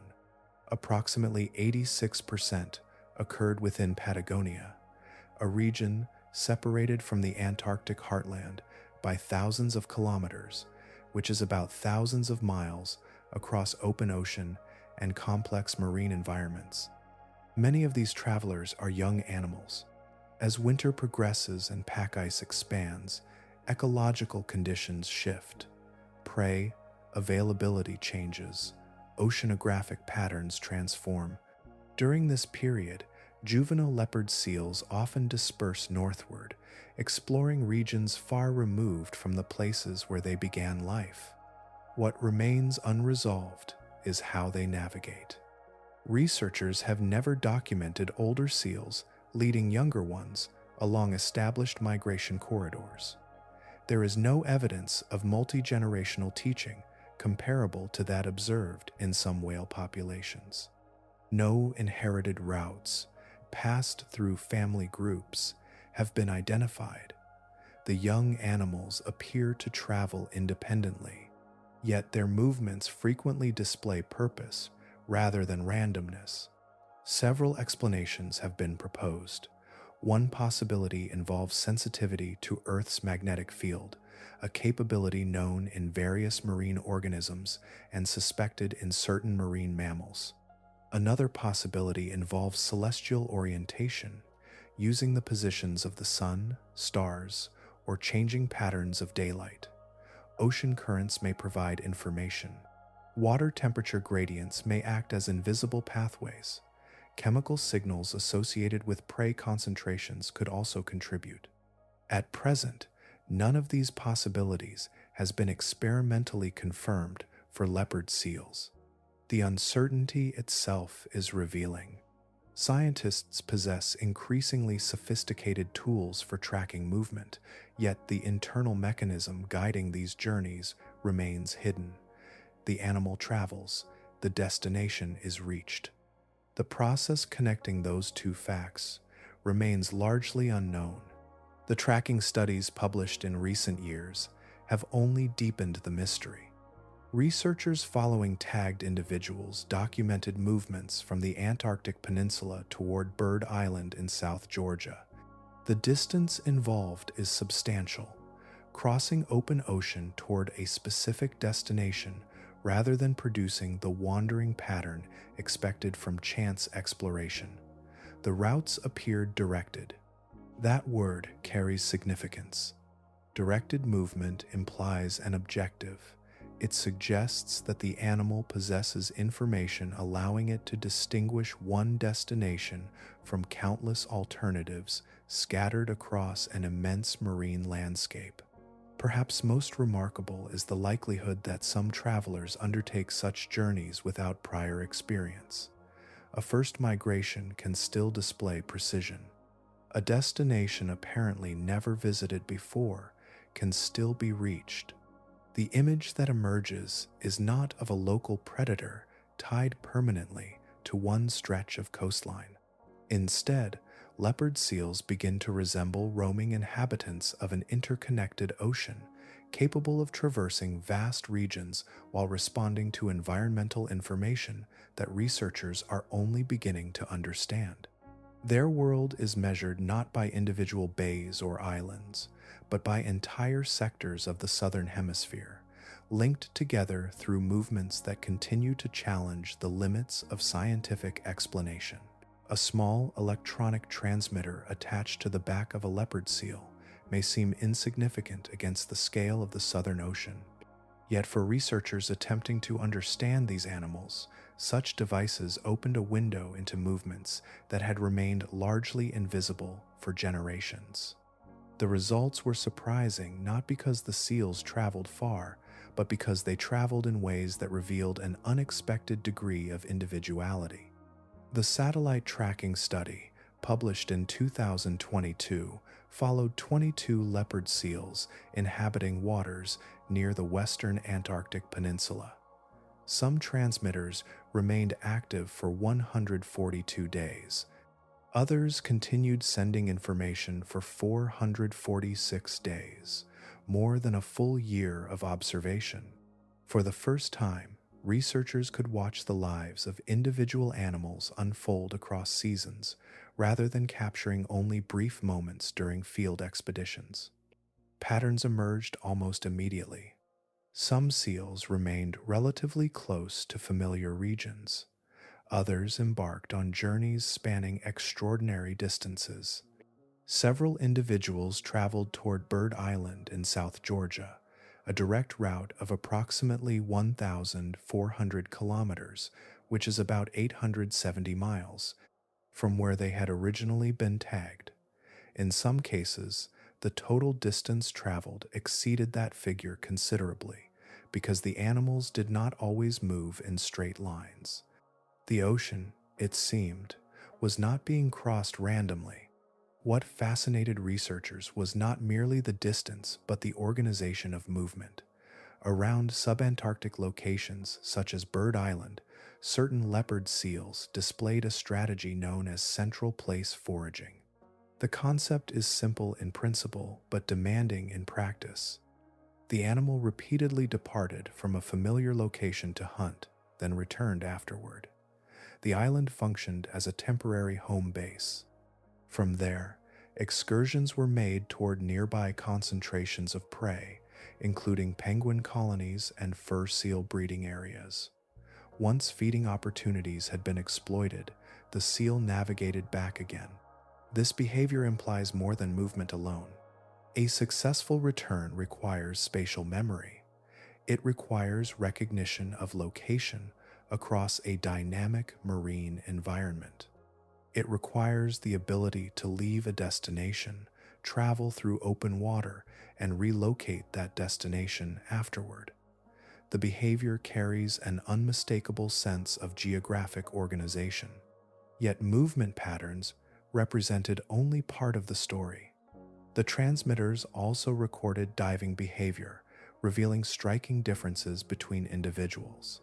Some seals routinely descended beyond 300 meters. Others spent most of their time within the upper 50 meters of the water column. Some divided their diving effort throughout the day. Others concentrated activity into distinct periods. There was no single leopard seal strategy. Instead, researchers encountered a collection of individuals solving the same environmental challenges through different approaches. One word appeared repeatedly throughout the study: plasticity. In biology, plasticity refers to the capacity of an organism to modify behavior in response to circumstances. For leopard seals, this flexibility appears unusually pronounced. Different animals adopt different tactics. Different habitats produce different responses. Success does not depend upon one rigid behavioral template. The significance of this flexibility becomes clearer when viewed against the backdrop of environmental change.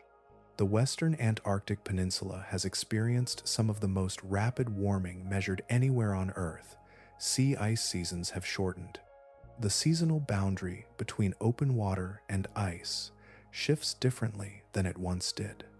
Habitats that remained stable for generations now change more rapidly from year to year. Under such conditions, behavioral flexibility becomes valuable. An animal capable of altering hunting methods, movement patterns, or habitat use possesses options unavailable to a specialist locked into a single strategy. Researchers noted that this adaptability may help leopard seals respond to changing conditions more effectively than less flexible species. The tracking data suggested precisely that. Individuals were already demonstrating a remarkable capacity to adjust, explore, and exploit opportunities across enormous regions of the Southern Ocean. Yet flexibility is not the same as invulnerability. An animal may alter where it hunts. It may change how deeply it dives. It may travel farther or adopt new strategies. Such adjustments can compensate for many challenges. But there are environmental changes so fundamental that even the most adaptable predator eventually encounters boundaries beyond which behavior alone cannot provide a solution. Before there were leopard seals, before Antarctica became a kingdom of ice, before the Southern Ocean took on its modern form, there was a four-legged predator moving across land. Its paws touched soil rather than pack ice. Its body carried the proportions of a terrestrial carnivore. It belonged to a lineage that had not yet committed itself to water. The story begins astonishingly far back in time. Genetic evidence suggests that the ancestors of modern pinnipeds, the group that includes seals, sea lions, and walruses, began diverging from terrestrial carnivores roughly 50 million years ago. Their relatives belonged to the broader family of meat-eating mammals that would eventually produce bears, weasels, raccoons, and many other familiar forms. At that stage, nothing resembling a leopard seal yet existed. The transition unfolded gradually, measured not in centuries or millennia, but in spans of time so vast that entire ecosystems appeared and vanished while the process continued. Adaptations accumulated generation after generation. Bodies shifted, limbs changed, hunting strategies evolved. Life became increasingly tied to rivers, coastlines, and eventually the open sea. The oldest definitive pinniped fossils currently known date to approximately 30.6 million years ago in the North Pacific region.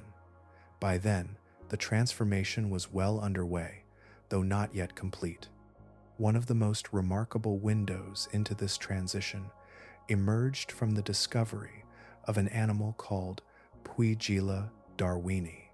Living more than 20 million years ago in what is now Canada, Puigila occupied a fascinating middle ground between land and sea. Its feet were webbed, yet its forelimbs still retained the recognizable structure of a terrestrial mammal. Its proportions fell somewhere between those of a large otter and a small seal. It looked less like a finished design than a work in progress. What makes the discovery especially striking is that Charles Darwin anticipated the existence of such forms long before they were found. In his work on the origin of species, he proposed that intermediate animals should exist, bridging apparent gaps between major groups. Puigila became one of many discoveries that later fulfilled that prediction. As millions of years passed, descendants of these early pinnipeds continued spreading into new marine environments. One branch eventually moved southward along the western coast of South America, following the cold Humboldt Current. Approximately 15 million years ago, these ancestors reached the Southern Ocean. The timing mattered. Antarctica itself was undergoing profound transformation. The continent was becoming increasingly isolated and increasingly cold. Vast ice systems expanded, ocean circulation patterns strengthened. A unique ecosystem emerged around the frozen continent, creating opportunities unavailable anywhere else on Earth. Within that environment, Antarctic seals diversified. The leopard seal belongs to a group known as the Lobodontini tribe. Its closest living relatives include the Ross seal, the Weddell seal, and the craybeater seal. All share common ancestry and certain anatomical characteristics, yet one lineage gradually moved in a distinctly different direction. Today, the leopard seal stands alone within its genus, Hydroga. Taxonomically, that isolation reflects a genuine evolutionary divergence. While its relatives specialized in other ecological roles, the leopard seal followed a path toward increasingly powerful predation. Evidence of that journey appears in the fossil record. Prehistoric relatives from the Miocene and Pliocene epochs of South America, including Hadrocheirus, possessed unusually large teeth and exceptionally robust jaw structures. Their anatomy hints at feeding strategies that resemble aspects of the modern leopard seal's lifestyle. Long before the species itself appeared, evolutionary pressures were already refining the tools necessary for capturing large, active prey. The teeth grew more specialized, the jaws became stronger, predatory capability intensified. None of this happened suddenly. What exists today is the result of tens of millions of years of incremental change, each generation shaped by the demands of its environment. As Antarctica froze, natural selection favored animals capable of thriving within the ecosystem that emerged. Over immense spans of time, those pressures produced a predator uniquely suited to life near the summit of a frozen food web. The leopard seal is therefore not merely an inhabitant of Antarctica. It is, in many ways, a product of Antarctica itself, shaped by a world of ice over a span of time almost beyond comprehension. And that relationship carries profound significance because the environment responsible for creating this animal is no longer changing slowly. It is changing now. A number can acquire an unusual weight when it remains unchanged for too long. For leopard seals, that number is 35,000. It appears in reports, assessments, conservation summaries, and scientific discussions. It serves as the closest thing the world possesses to a global population estimate for one of the Southern Ocean's most influential predators. Yet the figure carries an important qualification that often lingers in smaller print than the number itself. It is old. The estimate originates from a circumpolar survey conducted across 1999 and 2000. Researchers worked across an immense and challenging environment, attempting to count animals distributed around an entire continent. Even at the time, they understood that the task came with unavoidable limitations. A leopard seal is not an animal that cooperates with census taking. Some individuals remain beneath the surface during surveys. Others occupy regions inaccessible to vessels. Still others may aggregate in locations or seasons that fall outside observation windows.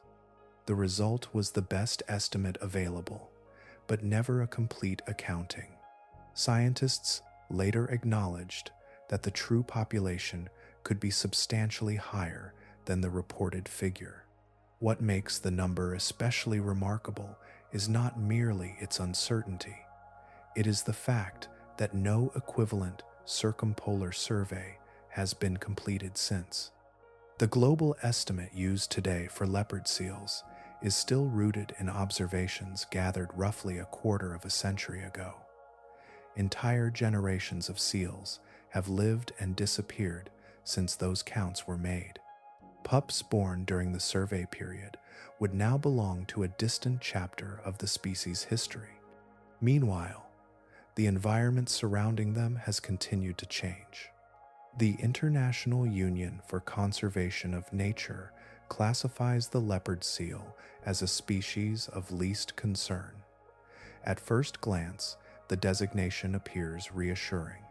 Yet the classification contains a carefully worded qualifier. Population trends are unknown, not increasing, not stable, unknown. This distinction matters because the designation is based primarily on the absence of evidence for substantial decline rather than direct evidence demonstrating long-term stability. Scientists are therefore working within a landscape of incomplete information, attempting to understand a species whose true abundance remains surprisingly difficult to measure. Along the Antarctic Peninsula, efforts to improve that understanding are underway. Researchers, including National Oceanic and Atmospheric Administration scientist Douglas Krauss, have explored the use of drone-based camera surveys to estimate local leopard seal densities. From above, unmanned aircraft can document animals resting on ice in ways that were previously difficult to achieve. The approach offers a valuable glimpse into regional populations, particularly in areas where leopard seals are believed to occur at their greatest concentrations. The Antarctic Peninsula is also one of the regions experiencing some of the most pronounced environmental changes. That coincidence is important. The places where leopard seals are most abundant overlap with places where scientists are documenting rapid shifts in sea ice conditions. As researchers refine methods for counting animals, they are simultaneously observing an ecosystem undergoing transformation. The contrast between the age of the global estimate and the pace of environmental change becomes increasingly striking. Since the survey that produced the 35,000 animal estimate, Antarctic sea ice has exhibited substantial variability. Recent years have included historically low extents. Areas once characterized by predictable seasonal patterns have behaved differently. The physical structure of the environment has not remained frozen in time. The habitat around which the original estimate was constructed is measurably different from the habitat existing today. Yet, the population figure remains largely unchanged because no comprehensive replacement exists. In a sense, scientists are holding a photograph taken decades ago while standing in a landscape that continues to rearrange itself. The image still provides valuable information. It still reveals important truths, but it cannot fully describe everything that has happened since the shutter closed. For leopard seals, that uncertainty extends beyond numbers alone. Population size is only one piece of the story. Equally important is understanding how environmental change affects the biological processes that sustain future generations. And among all the activities that shape the life of a leopard seal, none depends more completely upon stable ice than the brief and demanding beginning of a new life. There is a particular kind of vulnerability that emerges when an animal becomes deeply intertwined with a single feature of its environment. Not a preferred feature, not a convenient one, but a foundation upon which the rhythms of life depend. For the leopard seal, that foundation is sea ice. Scientific literature describes the species as ice obligate. The phrase carries a precise meaning. Sea ice is not merely a place where leopard seals are often found. It is a biological requirement woven through nearly every important stage of their existence. A female gives birth on ice. She nurses her pup on ice. Adults haul themselves from the water onto ice to rest. They use ice during the demanding process of molting, when old fur is shed and replaced. Ice also functions as a hunting platform, a place from which an ambush can be launched into the surrounding waters. Remove the ice, and each of those activities becomes more difficult. The significance of this relationship becomes clearer when viewed against the changing conditions of the Antarctic region. Over roughly the last 50 years, the western Antarctic Peninsula has experienced some of the most rapid warming documented anywhere on Earth. Researchers have recorded shorter sea ice seasons, reduced ice coverage, and changes in the timing of both ice formation and seasonal melting. These shifts are not occurring in a distant, abstract landscape. They are occurring within the habitat that leopard seals depend upon for reproduction and survival. Particularly important is a form of sea ice known as fast ice. Unlike drifting pack ice, fast ice remains attached to coastlines and land formations. Leopard seals show a notable preference for this stable platform when giving birth and raising pups. It offers a degree of predictability during a brief and demanding stage of life. Yet fast ice is also especially sensitive to changes in coastal temperature. A small alteration in environmental conditions can influence when it forms, how long it persists, and how much of it remains available. What appears on a map as a modest reduction in ice coverage can translate into fewer suitable locations for pupping across a vast region. Evidence from the deeper past provides another perspective. A genetic study published in 2023 examined the historical population dynamics of leopard seals and found signs of expansion during the last glacial maximum, a period spanning approximately 25,000 to 15,000 years ago. At that time, sea ice across the Southern Ocean reached far greater extents than those seen today. The implication is difficult to ignore. When ice was abundant, leopard seal populations expanded. The relationship between habitat and population appears to have operated in a remarkably direct manner. More ice created more opportunities for breeding, resting, hunting, and survival. The reverse pattern becomes a reasonable concern when ice declines. Complicating matters further is the species' reproductive timetable. The delayed implantation process that governs pregnancy evolved under environmental conditions that remained relatively stable across immense spans of time. Birth occurs according to a schedule calibrated to coincide with favorable ice conditions. The arrival of a pup, the availability of nursery habitat, and the demands of maternal care all align within a narrow seasonal framework. Evolution shaped that schedule gradually. Environmental change is occurring much more rapidly. If suitable ice arrives later, disappears earlier, or becomes less reliable from year to year, the consequences may not appear dramatic in any single season. A slightly lower survival rate here, a disrupted nursing period there, a few fewer successful breeding attempts across scattered regions. Yet biological systems often respond through accumulation rather than sudden collapse. Small changes repeated across decades can alter the trajectory of an entire population. The story, therefore, extends beyond the fate of a single predator. Leopard seals occupy a central position within the Southern Ocean food web, connected through countless relationships to the animals they hunt, the animals that compete with them, and the broader ecological processes that shape Antarctic life. As the ice changes, those connections change as well. Imagine a thread being pulled from an intricate tapestry. The movement begins at a single point, almost imperceptible at first, yet the tension travels outward through connections that were not immediately visible. In ecology, this phenomenon is known as a trophic cascade, a chain of consequences that unfolds when a predator is added, removed, or altered within a living system. The leopard seal occupies an especially unusual position within such a network.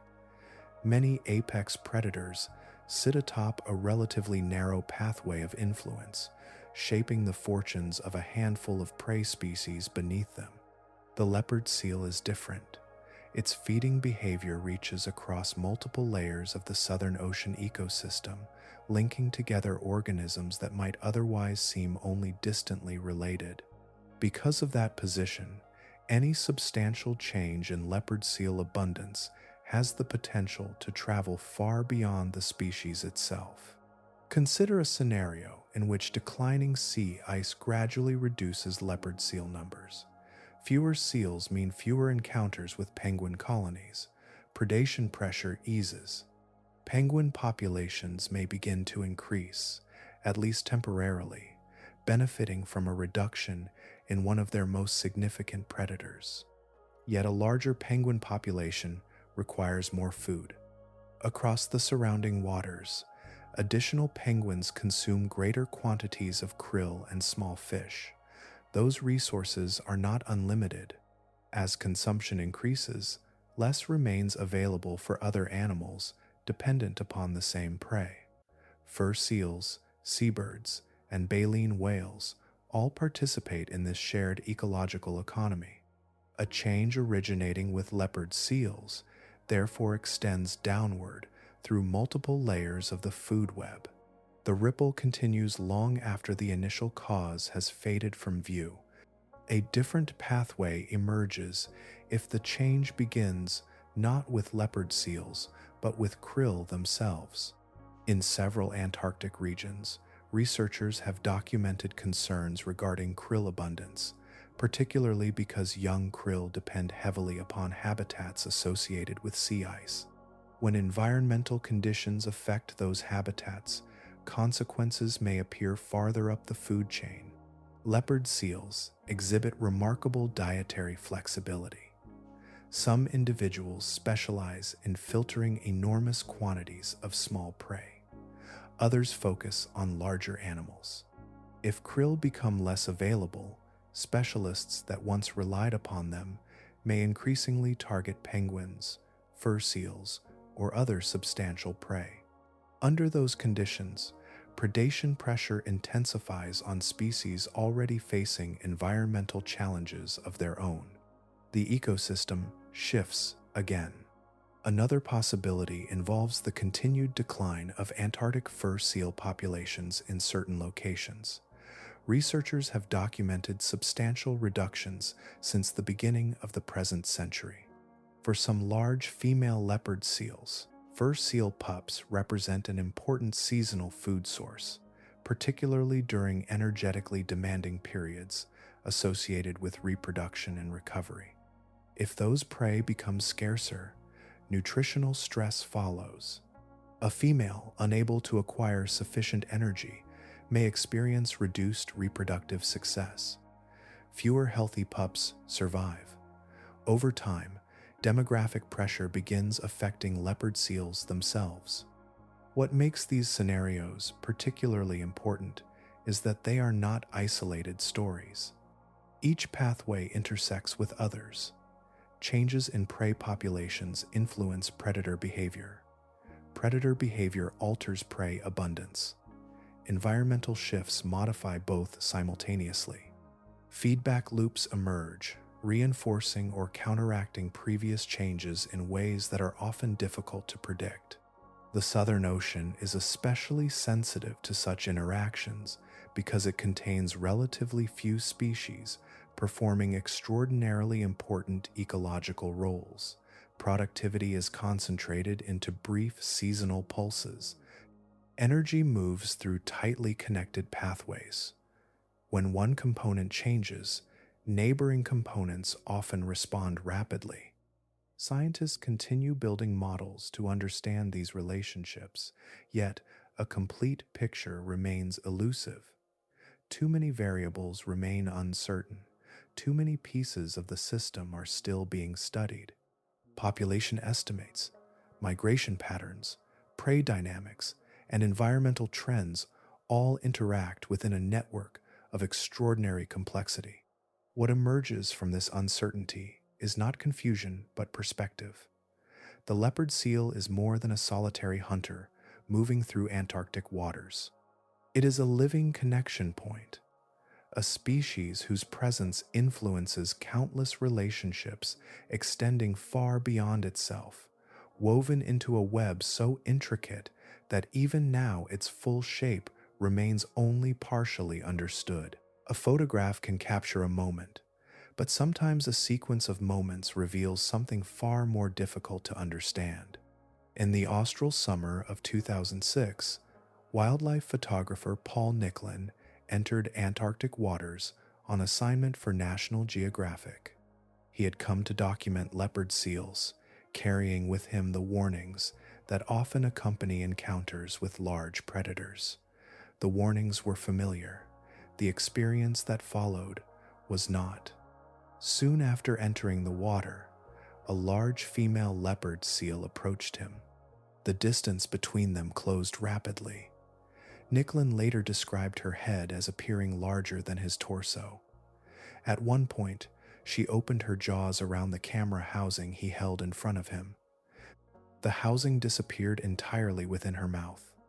Then, with remarkable restraint, she closed her jaws gently and released it. Nothing in that interaction resembled a predatory strike. The seal departed. Minutes later, she returned. This time, she carried a live penguin. She released the bird directly in front of the photographer. The penguin immediately swam away. The seal pursued it, caught it again, and returned. Once more, she presented the struggling animal. Once more, it escaped. The pattern continued. Across the following days, the female repeatedly approached Nicklin bearing food. Sometimes the offering was alive. Sometimes it was freshly killed. Sometimes it was injured and incapable of escaping. Again and again, she delivered prey to a human being who neither accepted nor consumed it. The encounters stretched across 4 days. What makes the account so compelling is not merely that the seal refrained from harming him. Many predators choose not to attack when circumstances do not align with hunting behavior. The deeper mystery lies in what she appeared to be attempting. Observers reviewing Nicklin's account noted similarities to a behavior documented between leopard seal mothers and their pups. Young seals are inexperienced hunters. A mother may capture prey and present it to an offspring that has not yet mastered the skills necessary for survival. Through repeated exposure, the young animal gains opportunities to learn. The female interacting with Nicklin seemed to behave in a remarkably similar manner. From that perspective, she may have reached a conclusion about the strange creature floating awkwardly in her environment. He was not behaving like prey. He was not behaving like a competitor. He was certainly not behaving like another leopard seal. Yet he also appeared incapable of catching food placed directly before him. Each unsuccessful feeding attempt may have reinforced that impression. Some researchers interpreted the behavior as provisioning, an effort to supply nourishment to an individual perceived as unable to acquire it independently. If that interpretation is correct, then the female was responding not merely to Nicklin's presence, but to her assessment of his apparent condition. Yet even this explanation only carries the story so far. Science can document the events. It can compare them to known behaviors. It can identify patterns and propose interpretations. Beyond that point lies a boundary that remains difficult to cross. No researcher can state with certainty what cognitive process produced the seal's actions. No observation can reveal precisely how she categorized the human before her. No existing framework fully explains why she sustained the behavior over multiple days rather than abandoning it after a single unsuccessful attempt. These are genuine gaps in knowledge. Something happened beneath the Antarctic surface that was witnessed directly, recorded carefully, and described by a reliable observer. The behavior was real. The intention behind it remains uncertain. What stands beyond dispute is the outcome. The female possessed every physical capability necessary to injure or kill the diver. Instead, over the course of 4 days, she repeatedly arrived carrying food. Within the same species that produced a sudden fatal encounter for Kirsty Brown existed an individual that appeared determined to solve what she perceived as another creature's inability to feed itself. Both events belong to the leopard seal. Both are part of the same animal's story. Together they reveal a complexity that resists simple categories, existing somewhere between predation, perception, and a form of intelligence that remains only partly illuminated. At the edge of scientific understanding, there is often a moment when familiar labels begin to feel too small. A word remains technically correct, yet no longer seems sufficient to contain everything that has been observed. For the leopard seal, that word may be predator. The designation is accurate. The animal hunts. It kills. It occupies one of the highest positions within the Southern Ocean food web. Yet, after decades of observations accumulated across scattered field camps, research stations, tracking studies, acoustic recordings, and unexpected encounters, a more complicated picture has emerged. The leopard seal remains a predator, but it is also something more difficult to summarize. Consider the collection of behaviors gathered throughout its life. An individual may spend long periods waiting motionless beneath an ice edge, holding position with extraordinary patience while an opportunity slowly develops. A male may produce structured underwater songs for as many as 13 continuous hours during the breeding season, repeating patterns that possess an organization researchers can measure mathematically. Another animal may store food among rocks or beneath submerged features, leaving it for later consumption rather than consuming it immediately. Some individuals develop intense specialization around particular prey. For years, they may focus on one preferred food source, despite the availability of alternatives. Others pursue entirely different strategies within the same population. No single behavior is extraordinary on its own. Patience exists throughout the animal kingdom. Song production appears in many species. Food caching is well documented among birds and mammals. Dietary specialization is a familiar ecological phenomenon. What becomes remarkable is the accumulation. The same animal capable of extended ambush hunting is also capable of producing elaborate, seasonal vocal displays. The same species that stores prey for future use may spend years refining a specialized hunting strategy. The same predator that can approach a human without visible aggression can also remain undetected until the moment physical contact occurs. Taken separately, these observations fit comfortably within existing scientific frameworks. Taken together, they begin to resist easy categorization. Part of the difficulty lies in flexibility. Leopard seals do not appear locked into a single ecological identity. Tracking studies, dietary research, and behavioral observations repeatedly point toward animals capable of modifying their strategies according to local conditions. One individual may become heavily dependent upon krill, another may focus on penguins, another may target fur seals. These patterns can persist for years, shaping how an animal interacts with its environment. In effect, different leopard seals can live noticeably different versions of leopard seal life. Researchers have also documented individuals returning to familiar hunting locations across multiple seasons.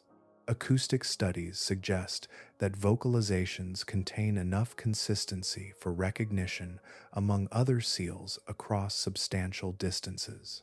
Behavioral choices appear persistent, sometimes extending across significant portions of an animal's lifespan, a lifespan that may reach approximately 26 years. Over those years, the animal encounters changing prey populations, changing ice conditions, changing competitors, and changing opportunities.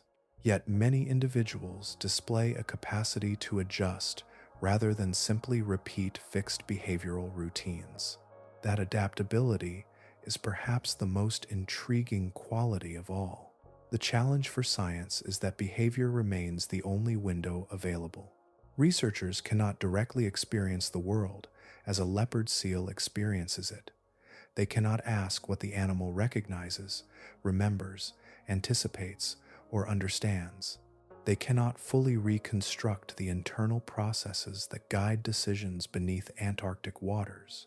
Instead, they work from fragments, a song recorded through hydrophones, a transmitter tracing movement across the ocean, a hunting observation captured during a brief field season, a diver's encounter lasting only minutes, a photograph preserving a single instant from a life otherwise hidden from view. Each fragment contributes a piece. Viewed individually, the pieces appear ordinary enough. Viewed collectively, they suggest an animal possessing a degree of behavioral richness that exceeds many traditional assumptions. The resulting picture remains incomplete, yet increasingly difficult to ignore. Again and again, the evidence points toward a mind adapted not merely for survival, but for flexibility, assessment, and response within an environment that demands constant adjustment. The predator at the center of this story appears more textured, more variable, and more complex than the simple title of apex hunter might suggest. And it is this increasingly revealed complexity that makes the transformation of its frozen world feel especially significant, because the animal we are only beginning to understand is facing environmental changes unfolding faster than understanding itself. A useful way to think about an indicator species is to imagine a signal carried through living tissue rather than through instruments. Long before a chart is updated or a model is revised, the animals woven into an ecosystem begin reflecting the changes around them. Their movements shift, their breeding success changes, their diets narrow or expand. In this sense, the leopard seal is not merely a resident of the Southern Ocean. It is also one of the ocean's most revealing messengers. This role emerges from the remarkable position the species occupies within its environment. The leopard seal depends upon sea ice for some of the most important moments in its life. It is connected to krill through direct feeding and through the prey species that rely upon krill. It influences penguin populations, interacts with fur seals, and sits near the top of multiple food chains at once. Few animals are linked to so many different ecological threads simultaneously. Because of those connections, changes affecting the leopard seal rarely remain isolated. A disruption in breeding habitat may reflect broader alterations in sea ice formation. A shift in hunting behavior may indicate changes in prey availability. Variation in local abundance may reveal transformations occurring across an entire region rather than within a single species. The animal becomes a living summary of many processes occurring at once.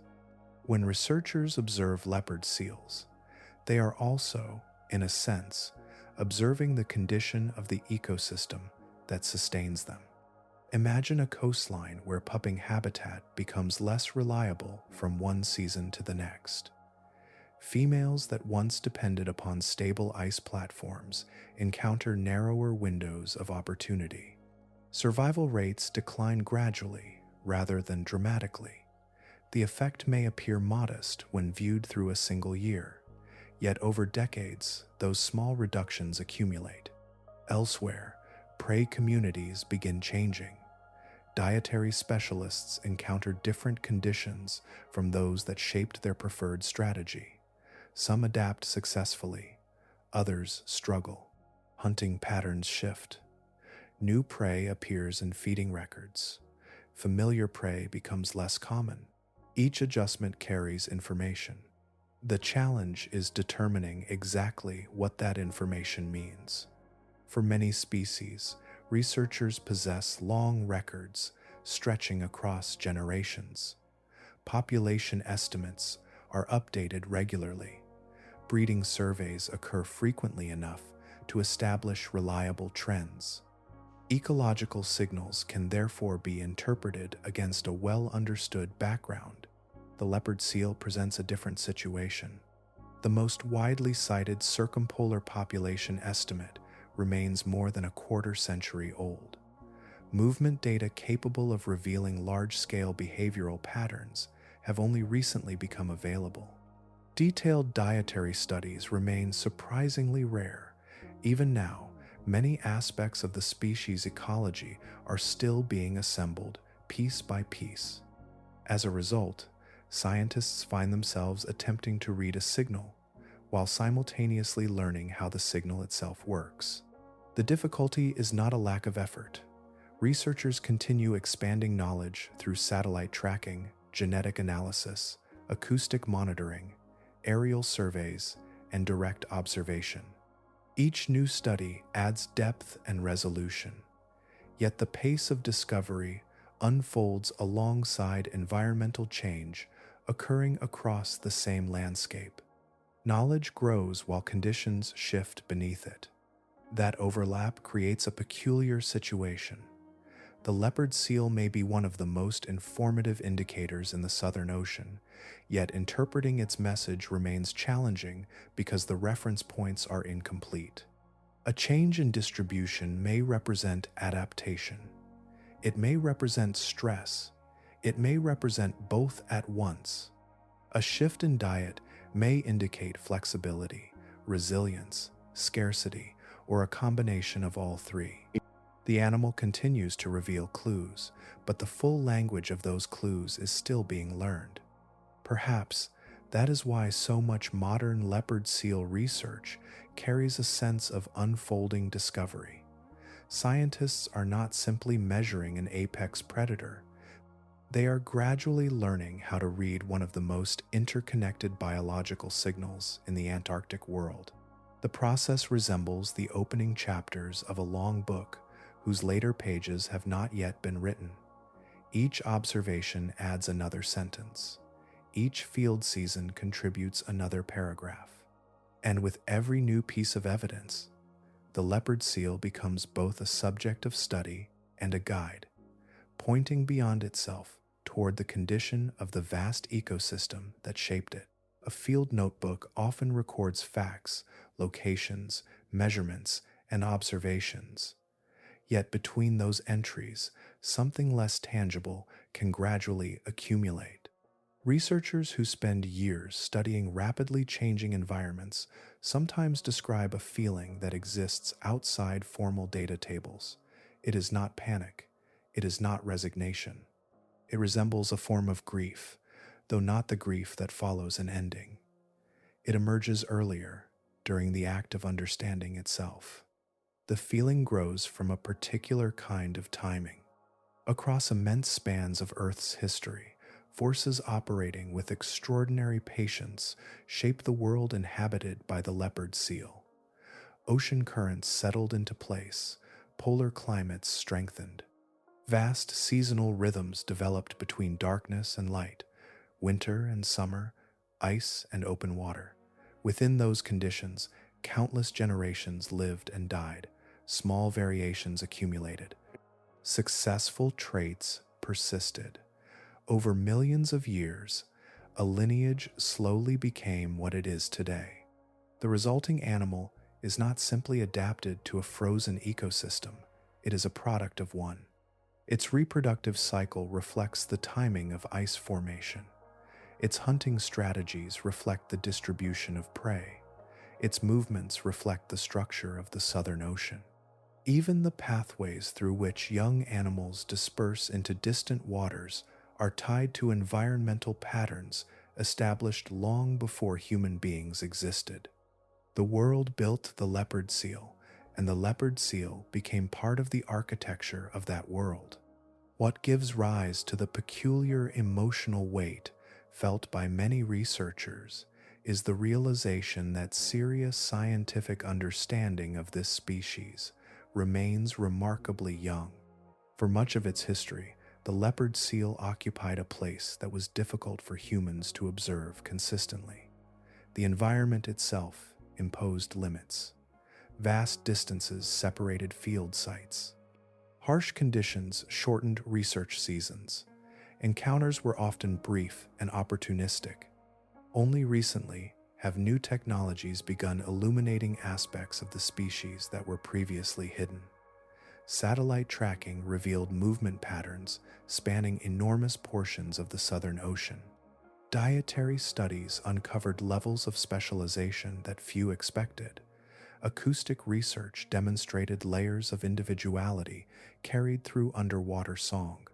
Many of the discoveries, reshaping scientific understanding, emerged within only the past few years.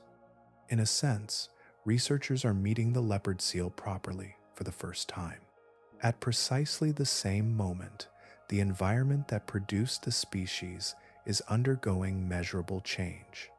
Along the western Antarctic peninsula, warming trends have altered the duration and extent of seasonal ice. Coastal ice habitats form under different conditions than they once did. The timing of freezing and melting shifts. The ecological relationships connected to those changes ripple outward through the food web. Krill populations face pressure in regions where the ice associated with their early development becomes less predictable.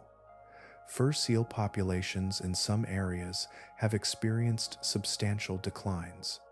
The physical foundation supporting many Antarctic ecological processes becomes increasingly variable from year to year. None of this establishes an immediate fate for the leopard seal.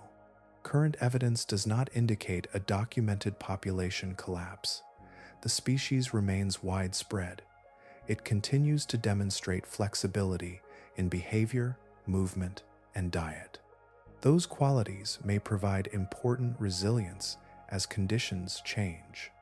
Yet, resilience and invulnerability are not the same thing. Scientists studying the species increasingly recognize that many mechanisms capable of generating future vulnerability already exist. Breeding depends upon suitable ice. Certain hunting strategies depend upon particular prey relationships. Population dynamics remain imperfectly understood because comprehensive data are still limited. The uncertainty itself becomes part of the emotional landscape. The feeling is not rooted in certainty that something will be lost. Rather, it arises from recognizing how much remains to be learned about an animal whose complexity is only now becoming visible. Every new study reveals another layer. Every field season expands the picture. The leopard seal becomes more intricate, more distinctive, and more fascinating with each discovery. And alongside that expanding knowledge exists the awareness that the environmental conditions responsible for shaping such an animal may not remain unchanged indefinitely. That tension creates the peculiar form of grief many Antarctic researchers describe. It is the experience of approaching understanding while simultaneously witnessing transformation, an awareness that discovery and fragility can arrive together, occupying the same moment like two currents moving through the same water. There is no audience gathered around him, no colony pressed shoulder to shoulder across a crowded shoreline, no visible companion drifting nearby. Beneath the Antarctic ice, a male leopard seal hangs within a vast cathedral of water and begins to sing. The sound is not a simple call. It unfolds as a sequence, repeated and refined, composed of distinct vocal elements arranged in patterns that researchers can measure, compare, and recognize. The notes travel outward through one of the most acoustically efficient environments on Earth. Frigid seawater carries sound across extraordinary distances, allowing messages to reach recipients far beyond the limits of sight. Somewhere beneath another stretch of ice, another seal may hear them. The singer cannot see that listener. He may never encounter him directly, yet the vocal exchange continues, season after season, generation after generation, woven into the reproductive life of the species. Researchers studying these sounds discovered that the structure is remarkably organized. Certain vocal units appear repeatedly. Particular sequences occur in predictable arrangements. Patterns maintain consistency while allowing variation. Individual animals can be identified from their vocal signatures, much as a human voice carries clues about the person producing it. The result is not random noise moving through the water. It is information. The exact contents of that information remain only partly understood.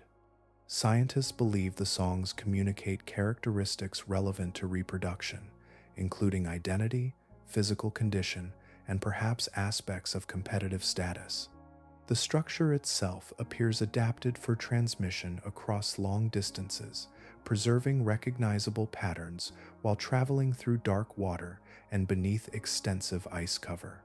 What is especially striking is the dedication with which the behavior is performed. A male may continue singing for as many as 13 hours in a single day. Then he may repeat the effort again the following day, and the day after that.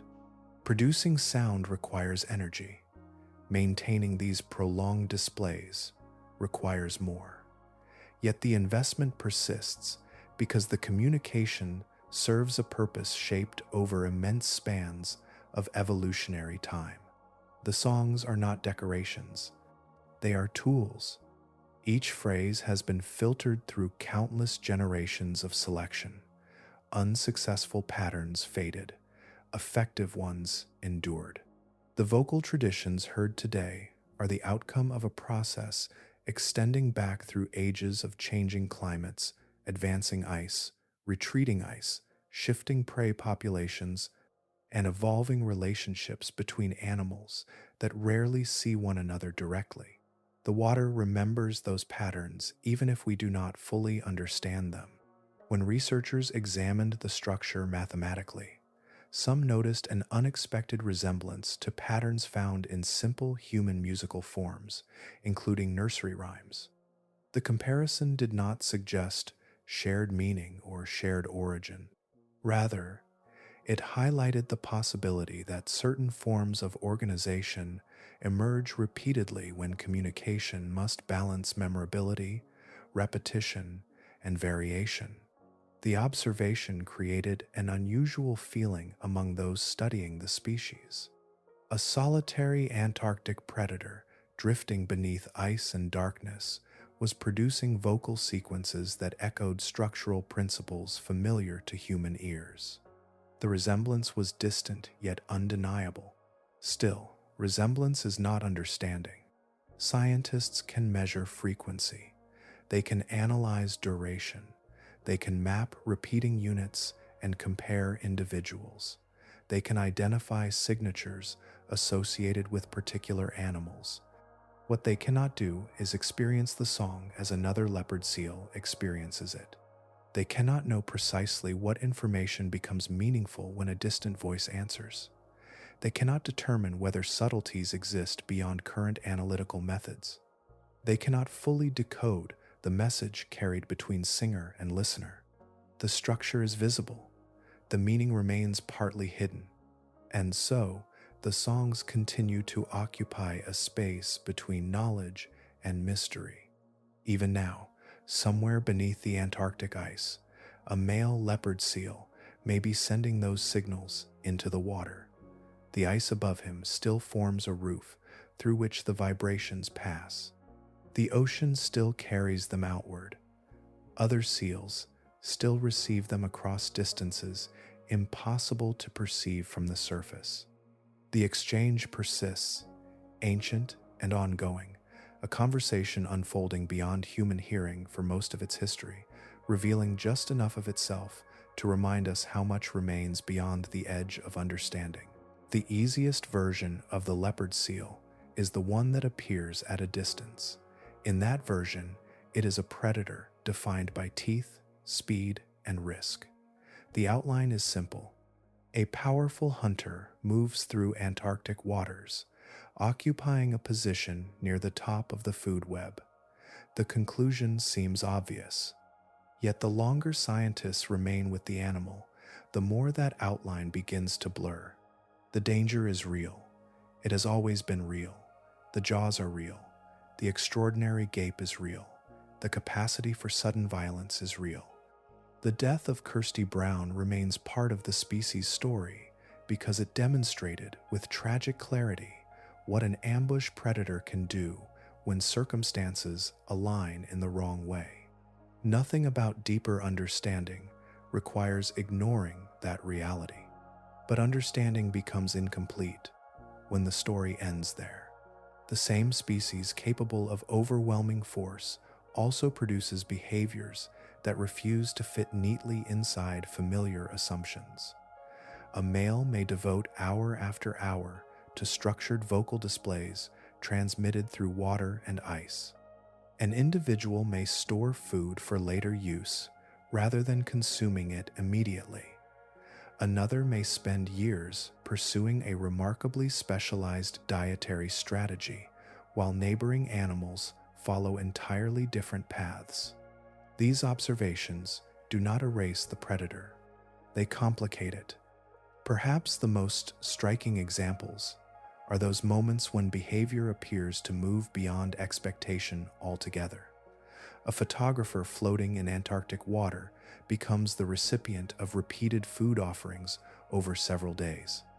A large female returns again and again with prey, apparently responding to a conclusion she has formed about the strange creature before her.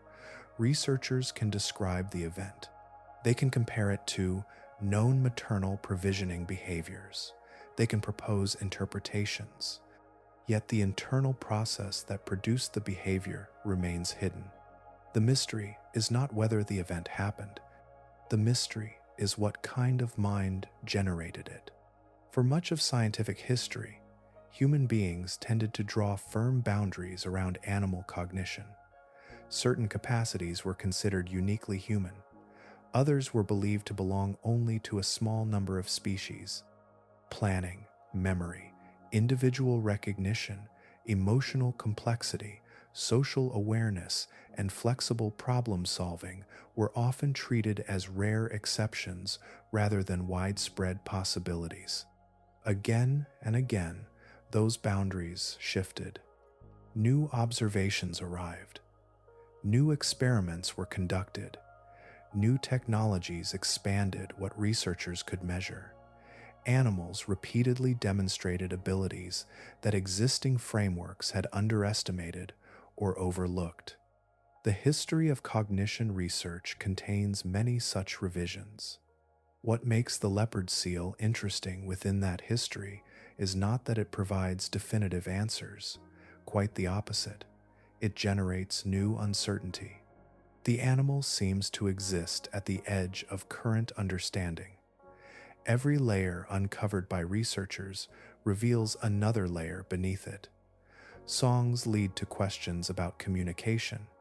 Hunting specializations lead to questions about learning and memory. Long-distance navigation leads to questions about perception. Encounters with humans lead to questions about assessment and decision-making. The more closely the species is examined, the more difficult it becomes to describe using simple categories alone. Predator remains true. Apex predator remains true. Neither description feels complete. The leopard seal does not appear concerned with whether human beings understand it correctly. It does not modify its behavior to fit scientific expectations.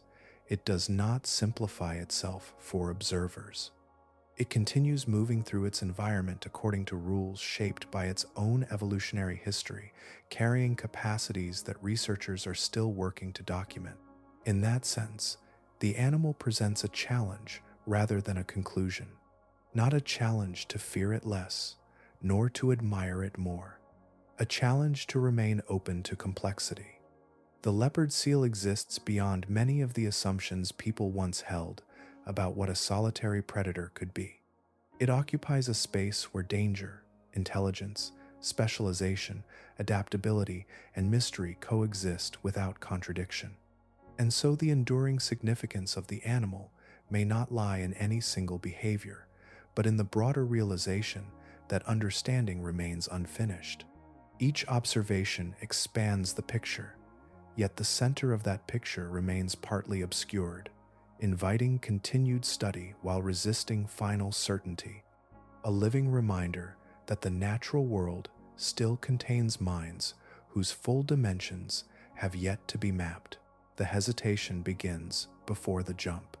Along a fractured margin where ice meets open water, a cluster of penguins gathers in uncertainty. They shift their weight, they edge forward. One bird leans out, then withdraws. Another moves closer to the boundary.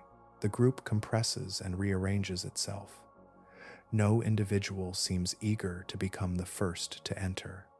This scene has unfolded across Antarctic shores for longer than human history can measure. It is unfolding now, at this very moment.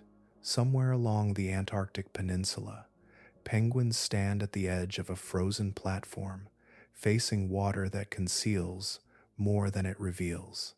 The surface appears calm. Nothing announces itself. Nothing breaks the stillness.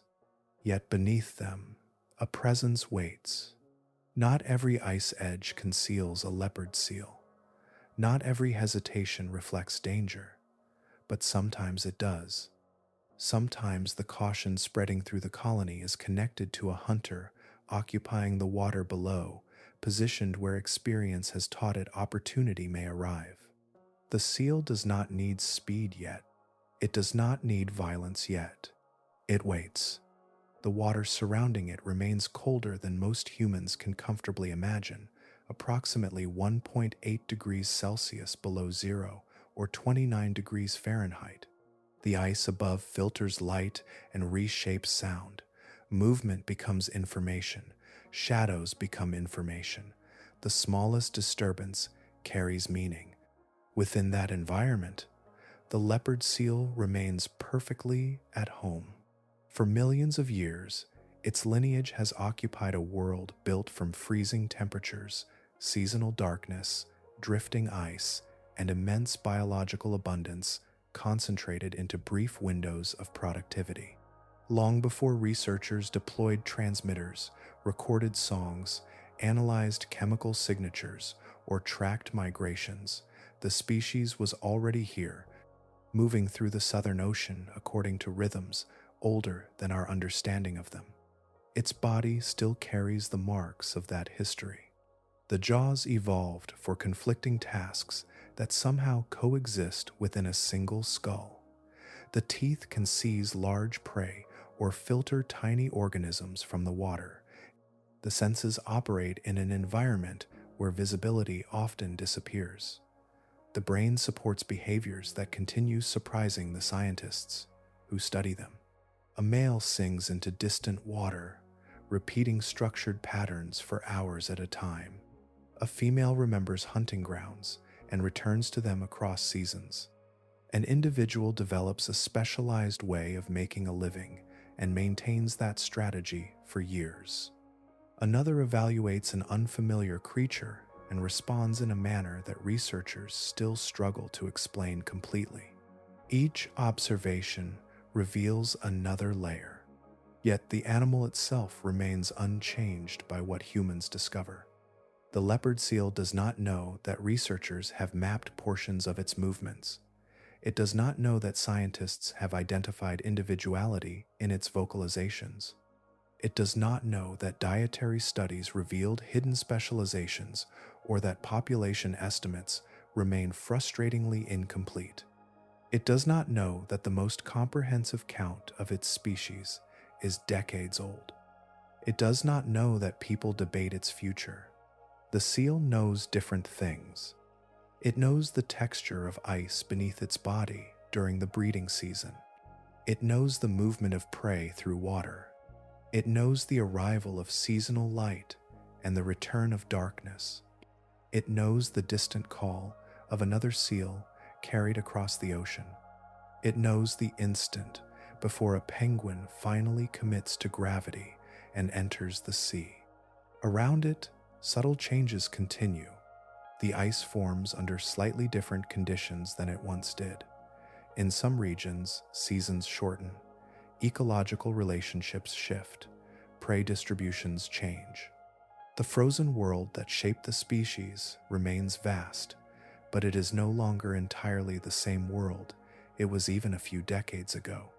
And still, the leopard seal persists within it, not as a symbol, not as a metaphor, as an animal carrying millions of years of evolutionary history through waters that continue changing, an animal capable of behaviors that challenge assumptions and invite deeper questions, an animal that remains partly hidden despite everything science has learned. So the story ends where it began, at the boundary between certainty and mystery. At the ice edge, penguins hesitate. Below them, a leopard seal waits. Somewhere farther away, another seal sings into the darkness. The ice is thinner in places. The seasons are different. The future remains unwritten, and the leopard seal continues its ancient life, moving through the Southern Ocean as it always has, familiar and unknowable at the same time, reminding us that understanding is not a destination, but a horizon that recedes as we approach it.